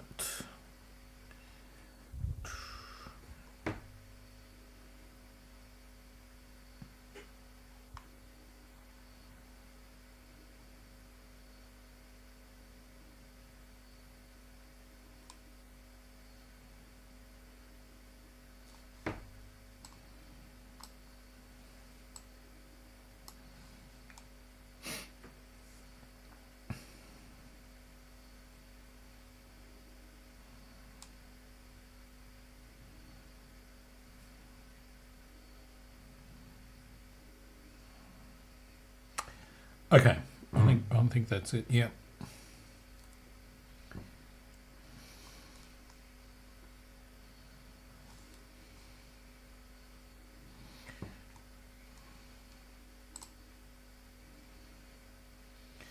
Max duration is 0.7. That means I think 4F is the most I can do. Okay. If I did 8F,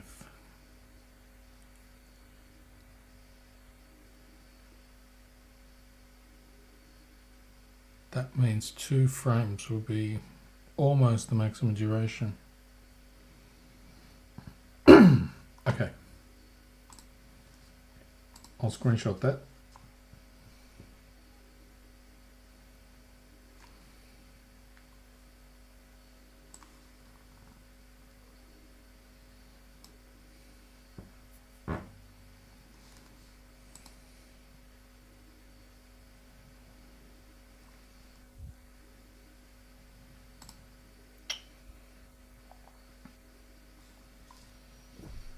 Show you the full screen. There it is. So I've just taken this screenshot, put an arrow on it to indicate the target. I believe it's there.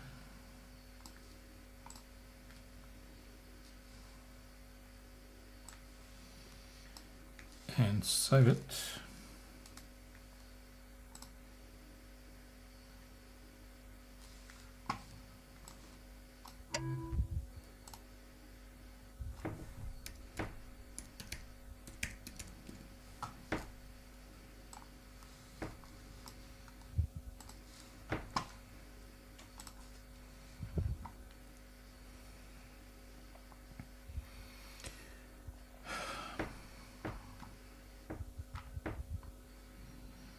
Okay.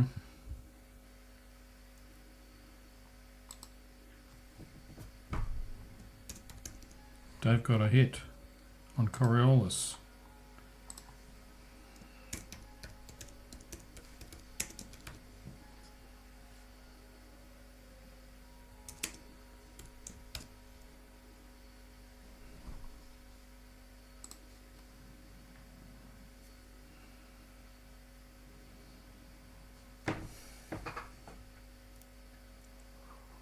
Five minutes.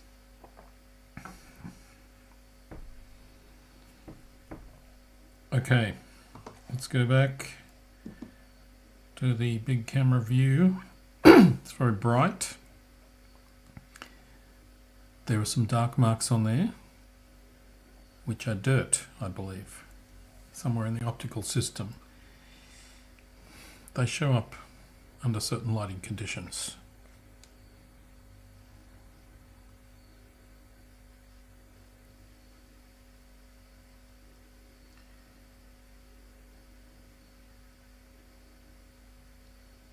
That's why I said there's something wrong. Well, you know, it doesn't seem right, actually. Anyway, I can see the target.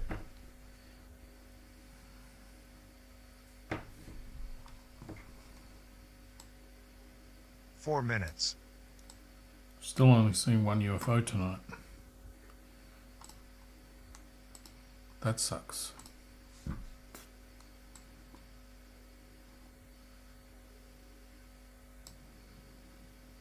Yeah, this one's very close to the moon. I'm sure that's what the problem is. I'm probably getting stray light coming in from the side.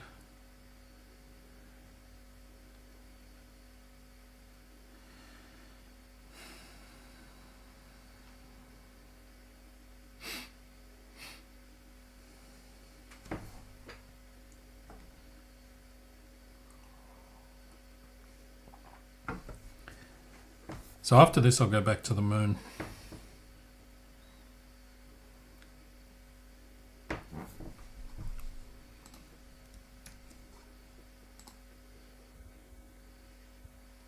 Three minutes.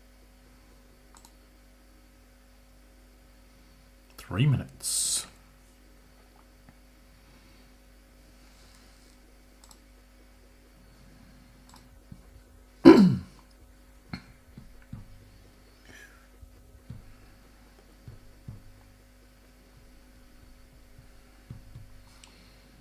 Bruce Goldberg has a long maximum duration as well. I'd better record a bit longer on Bruce Goldberg.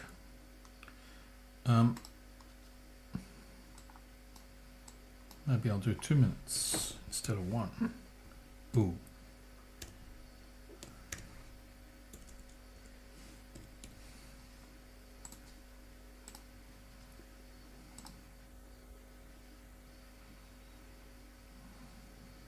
Two minutes. Alright, I'll put the mouse pointer on that one. It's a bit dodgy. We're close to the moon. We're looking through cloud. You can see the cloud drifting through.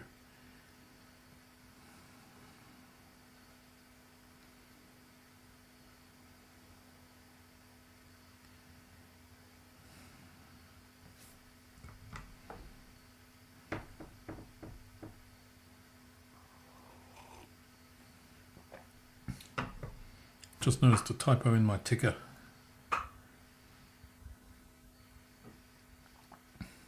Occultation should be plural.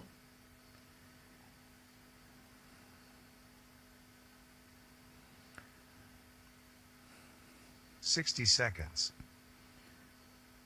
60 seconds. Here we go.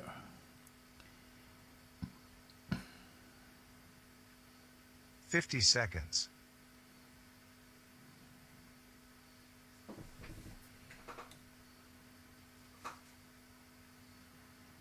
40 seconds.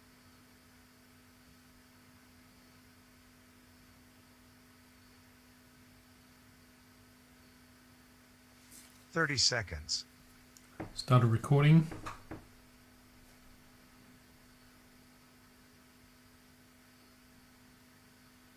20 seconds. 15 seconds. 10, 9, 8, 7, 6, 5, 4, Oh, 3, yes. 2, 1, A little early. 0. Plus 5. Plus 10. Plus 15. Put that in the chat. Plus 20.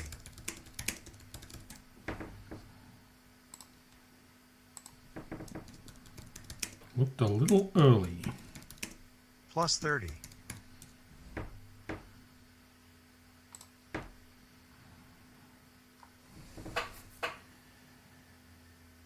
Plus 40. Okay. While I wait for Dave to tell me what happened Plus 50. on his side, I'll send this back to the moon. It's a very short distance. Moon is right there. plus 60, Here we go. Oh, there it is.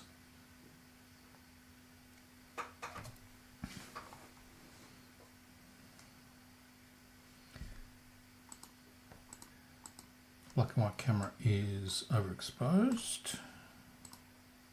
Oh, there it is.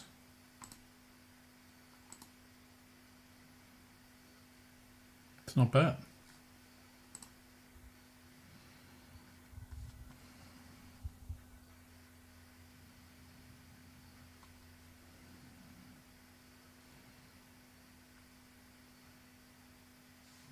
Okay. They've got a miss.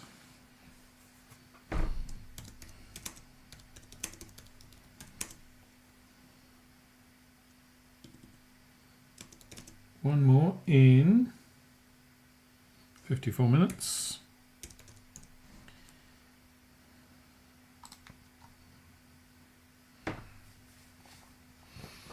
So let's see if I can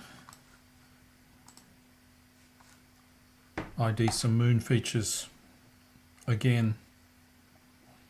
Let's use the, wait a minute, this is wrong. This one, the large scale moon map. So, wait a minute, I need to, actually, I should check.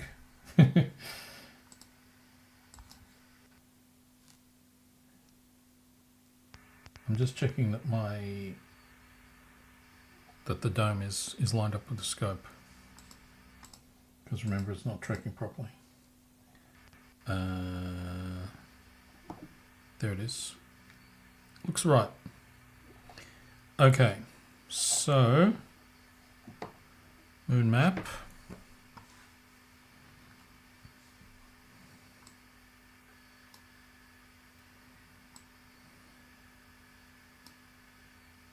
Yeah, so actually there's a couple of nice craters right there. Right there.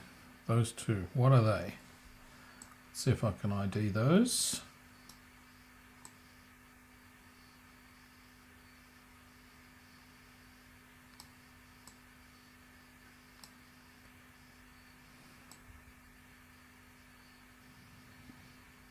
Yep, I see them. There they are. Look at that. So they are Aristoteles and Eudoxus. Aristoteles and Eudoxus. I think actually that image is a bit dodgy, isn't it? I'm not sure if it's out of, I don't think it is out of focus. I think it's just that the moon's getting a bit low, and so we're getting a bit of a problem with the atmosphere, looking through a lot of atmosphere. So I think that exposure is a bit high. Bring it down a bit. I wonder if I can improve the contrast here.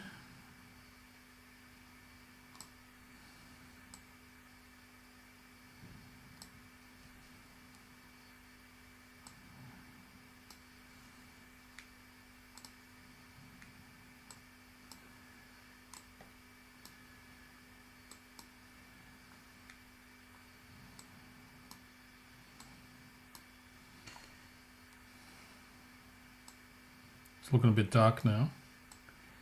Let's make it brighter.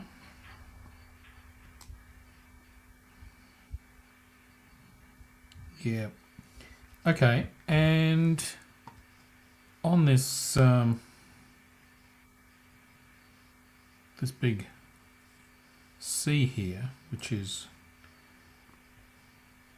rimmed by these mountains, you've got these three craters, very prominent craters there. You got those two and this one close to the terminator. So they are obviously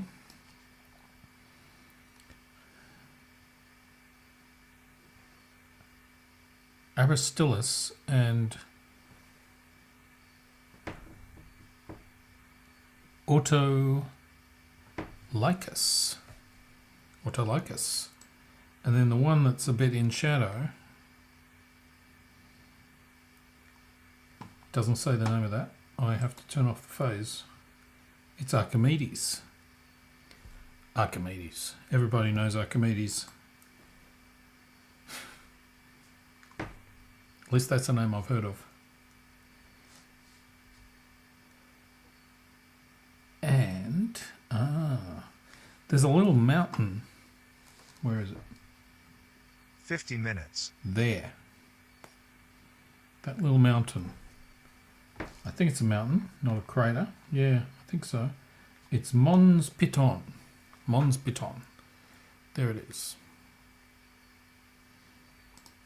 Can I highlight that? Yes.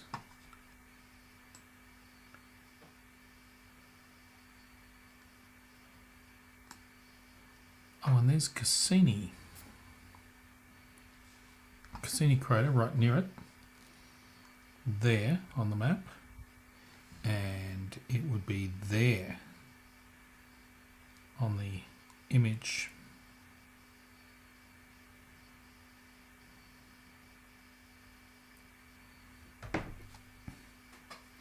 All right. Now, I think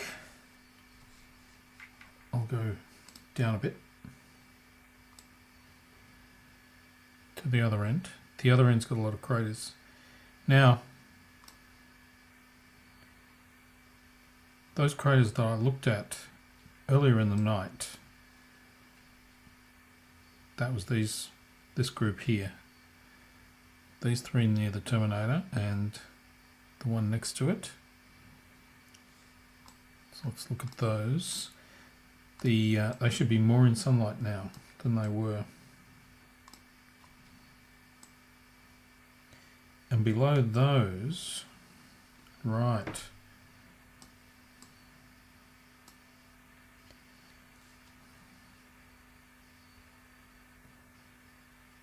yep.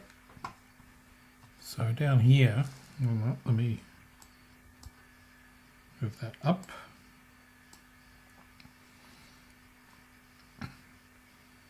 We've got another three in a row here near the terminator, and then a couple of smaller ones further onto the light side. So those three are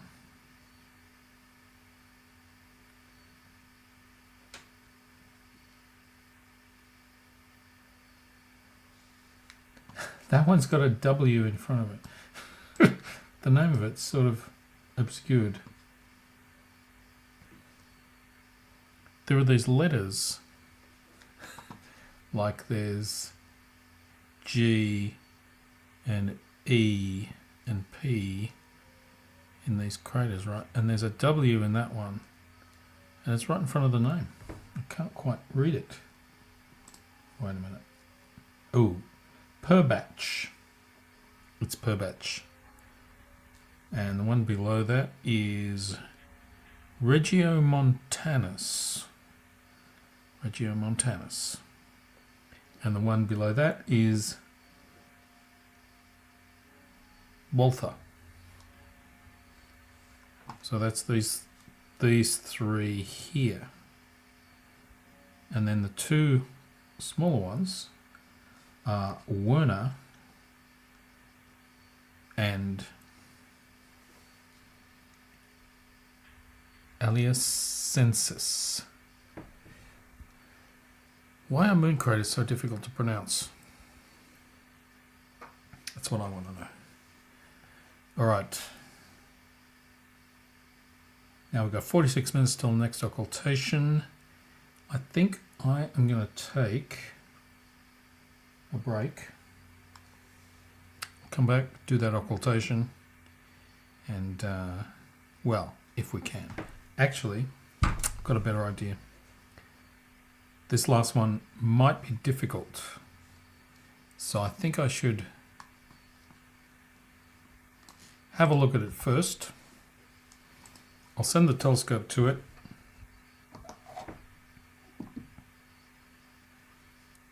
And we'll see if we can see it. Maybe we can't even see it.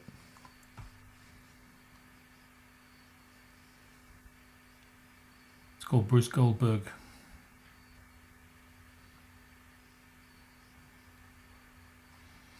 All right, I'll send the scope there.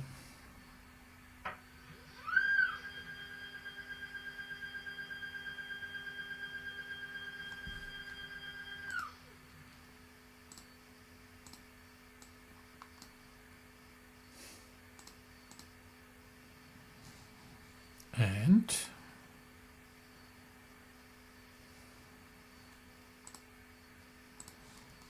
zoom in. Let's see what we got. I think we're on the field. Got that bright star in the bottom right.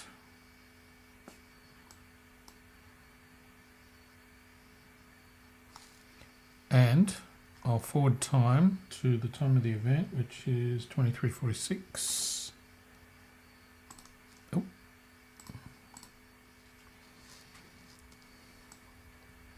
Zoom in. Yep, there's the star.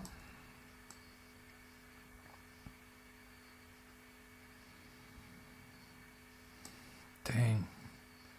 I think that's going to be hard to find.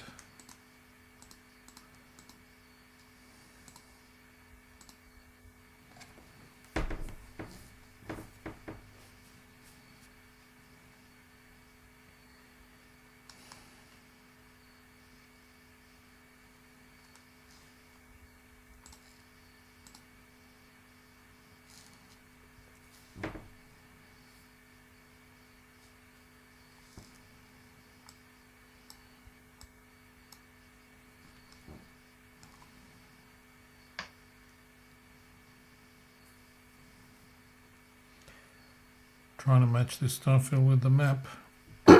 Not easy.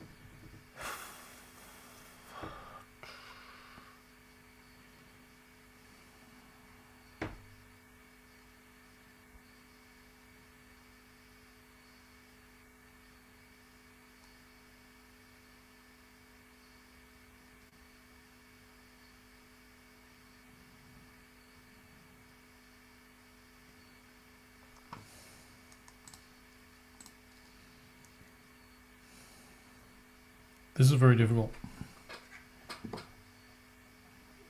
Put the big camera or the big view on. That one.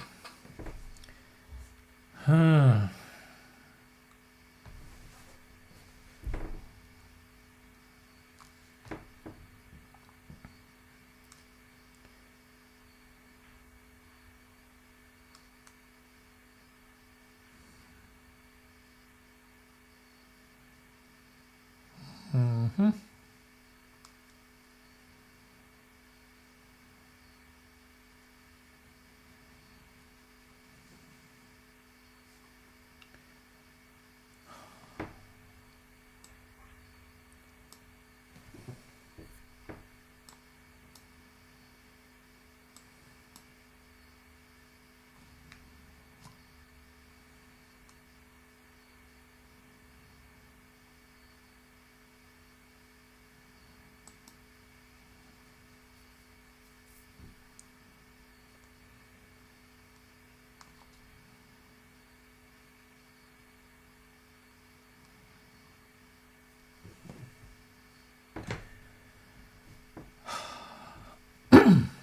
Yep. It's not easy. It's not easy at all. Okay, wait a minute.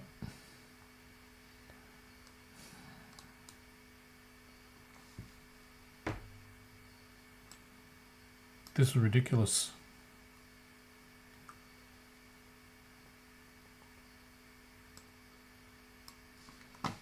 Maybe I'll zoom in.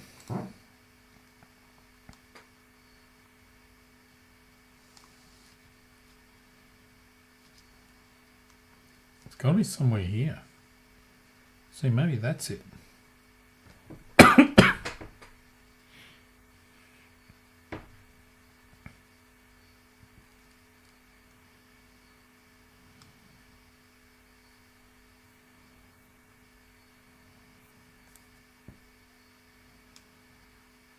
Forty minutes.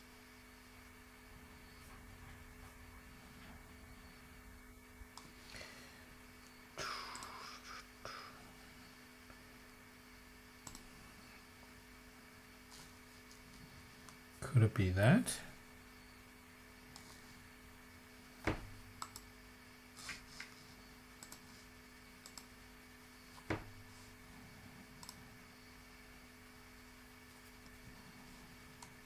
Could it be that? Oh. I think that's it.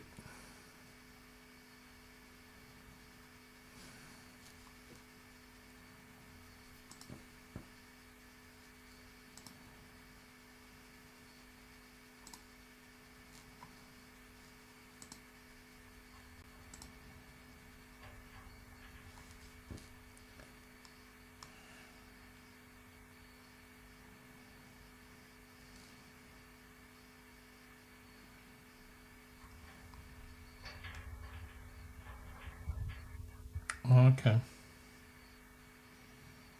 I think it's that one. I'm at 32F.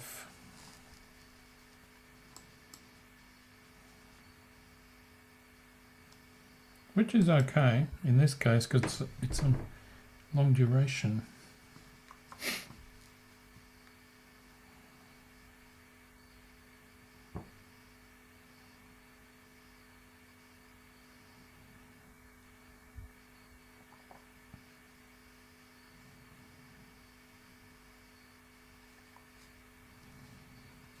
All right.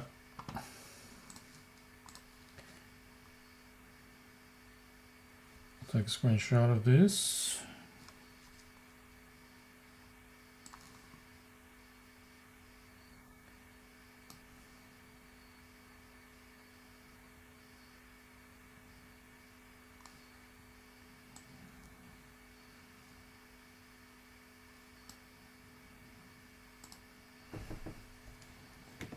Put the full screen up. So I'm placing an arrow on it. I think that's the star there.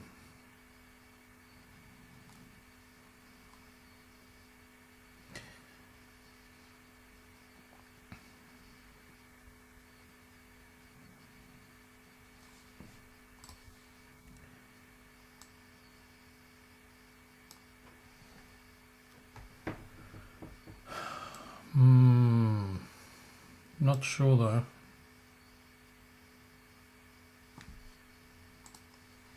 All right.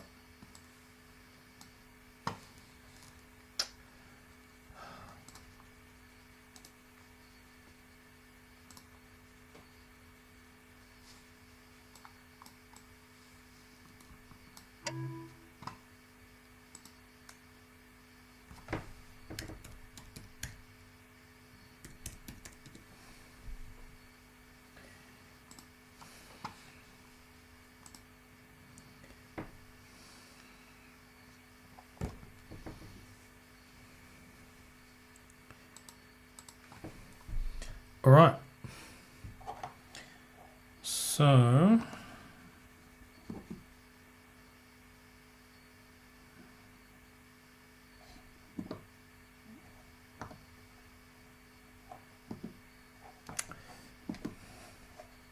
get this right eventually. There it is.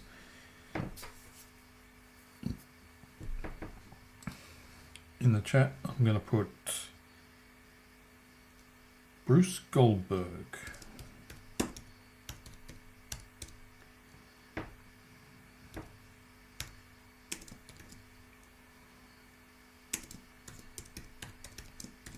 Maybe. On target, maybe. It's a tricky one.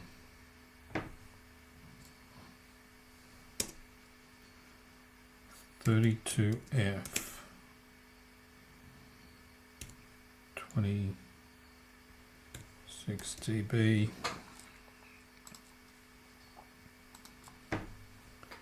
All right.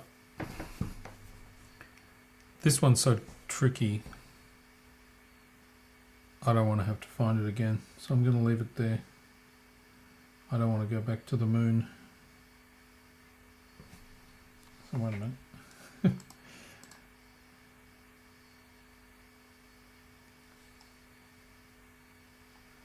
Okay, so I think it's that one.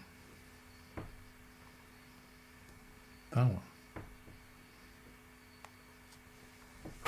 All right, so I think I'll take a break for 30 minutes. A long break. I'm getting tired.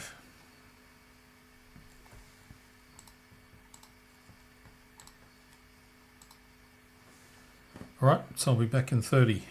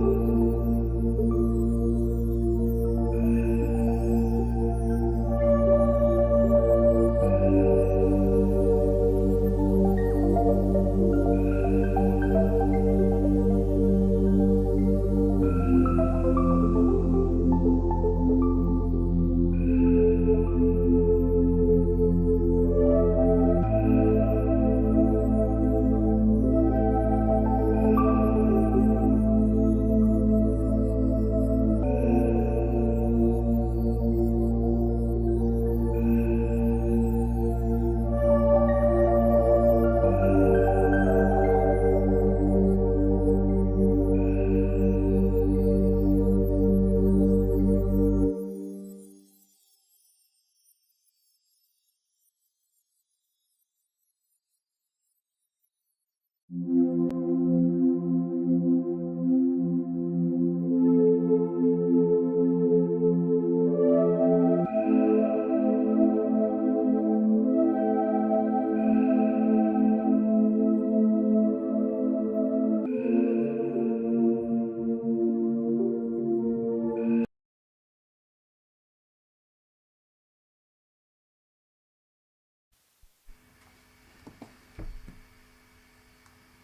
minutes. Well, good evening. I'm back. Just put my headphone on. As you can see, the camera field has got rather bright.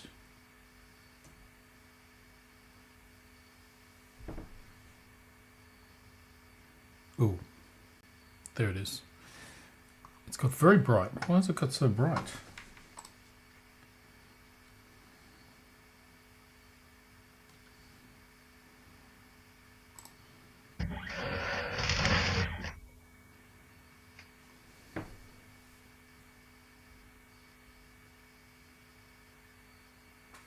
Just move the dome a little bit. That's okay. 3 minutes. I'll drop down to 16F, I think.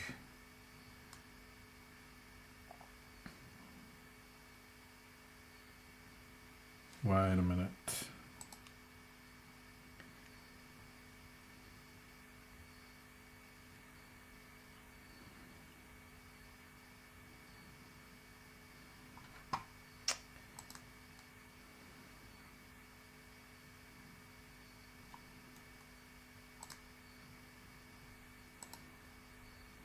No, I think I need 32F.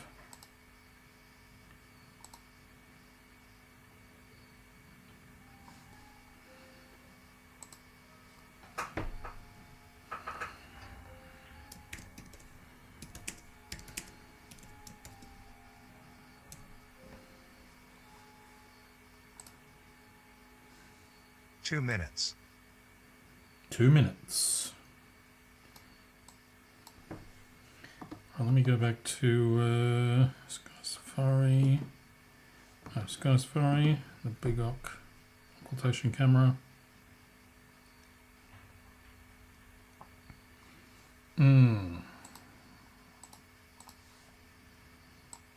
Just want to see how far the moon is. The moon is a reasonable, not very far away, but it's getting low. Might even be behind the, like hidden behind my house. Anyway, let's go to the larger view. So, where is it? Which star are we looking at? I think it's this one here.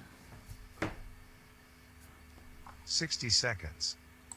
Ooh, here we go. 60 seconds. Dave and Haristo are both on target.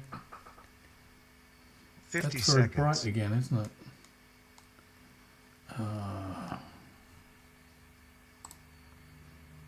This is 89% probability. 40 seconds. Dang. There. 30 seconds.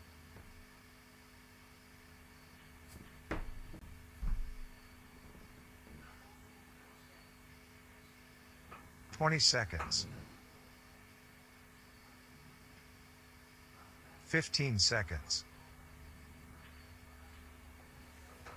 10, 9, Oh, I think 8, it's gone. 7, Is it? 6, No. 5, 4, 3, 2, 1, 0. Plus 5. Plus 10. Plus 15. I don't know. It's so mushy. Plus 20. I don't like mushy.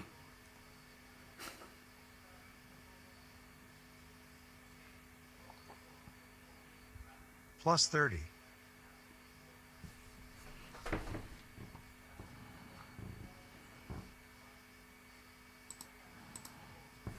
plus 40,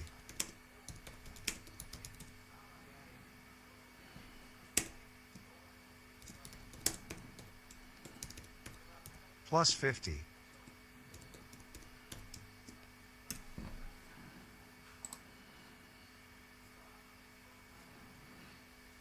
plus 60, All right, recording finished. That's it. All right, let me send it back to the moon immediately. I think actually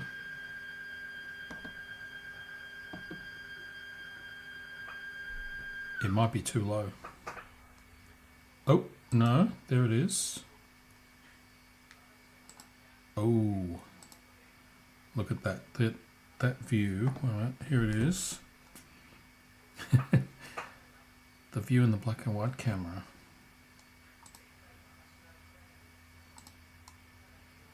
We're looking through something. It's being blocked. It could be, yeah, something on the house. Getting too low. Oh, look at the color camera. It's something's obscuring the moon right now.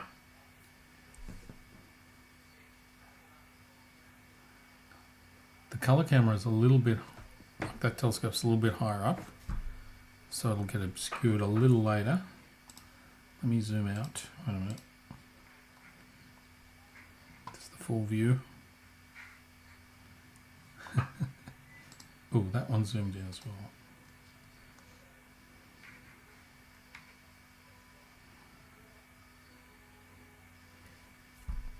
I think it might be the TV dish that's on our roof. We don't actually use it, but it's there from the previous owner of the house.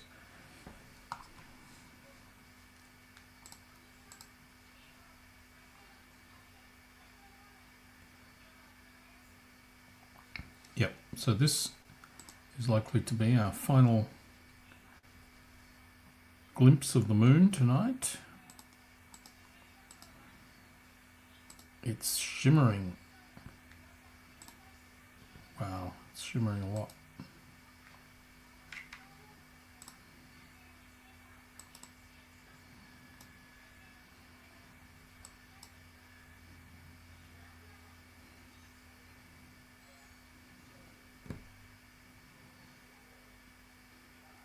Whatever that dark thing is, you can see it moving across the moon.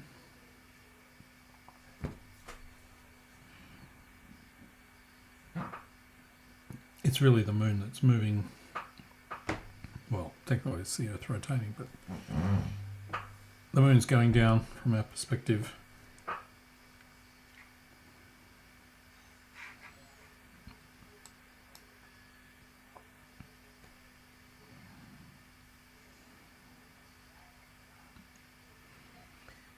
And we have 7 days and 1 hour and 38 minutes until the eclipse starts.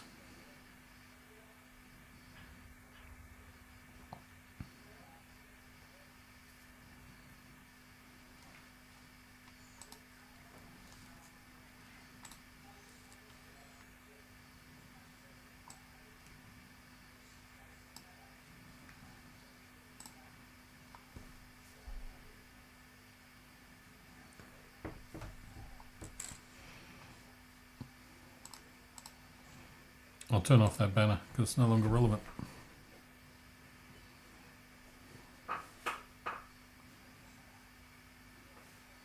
Okay, we can see most of the moon now on the top view.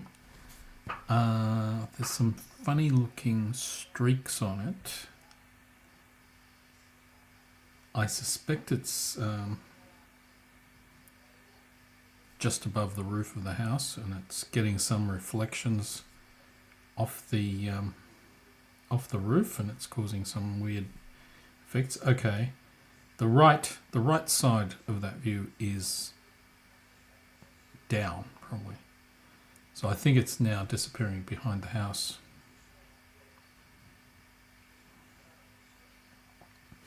Notice the other view, the left one, is a bit different.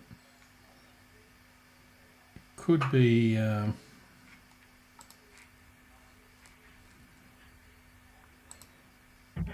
dome. No.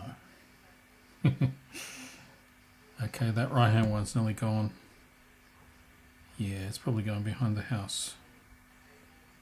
And the one on the left, because that telescope is a little bit higher, we can still see it.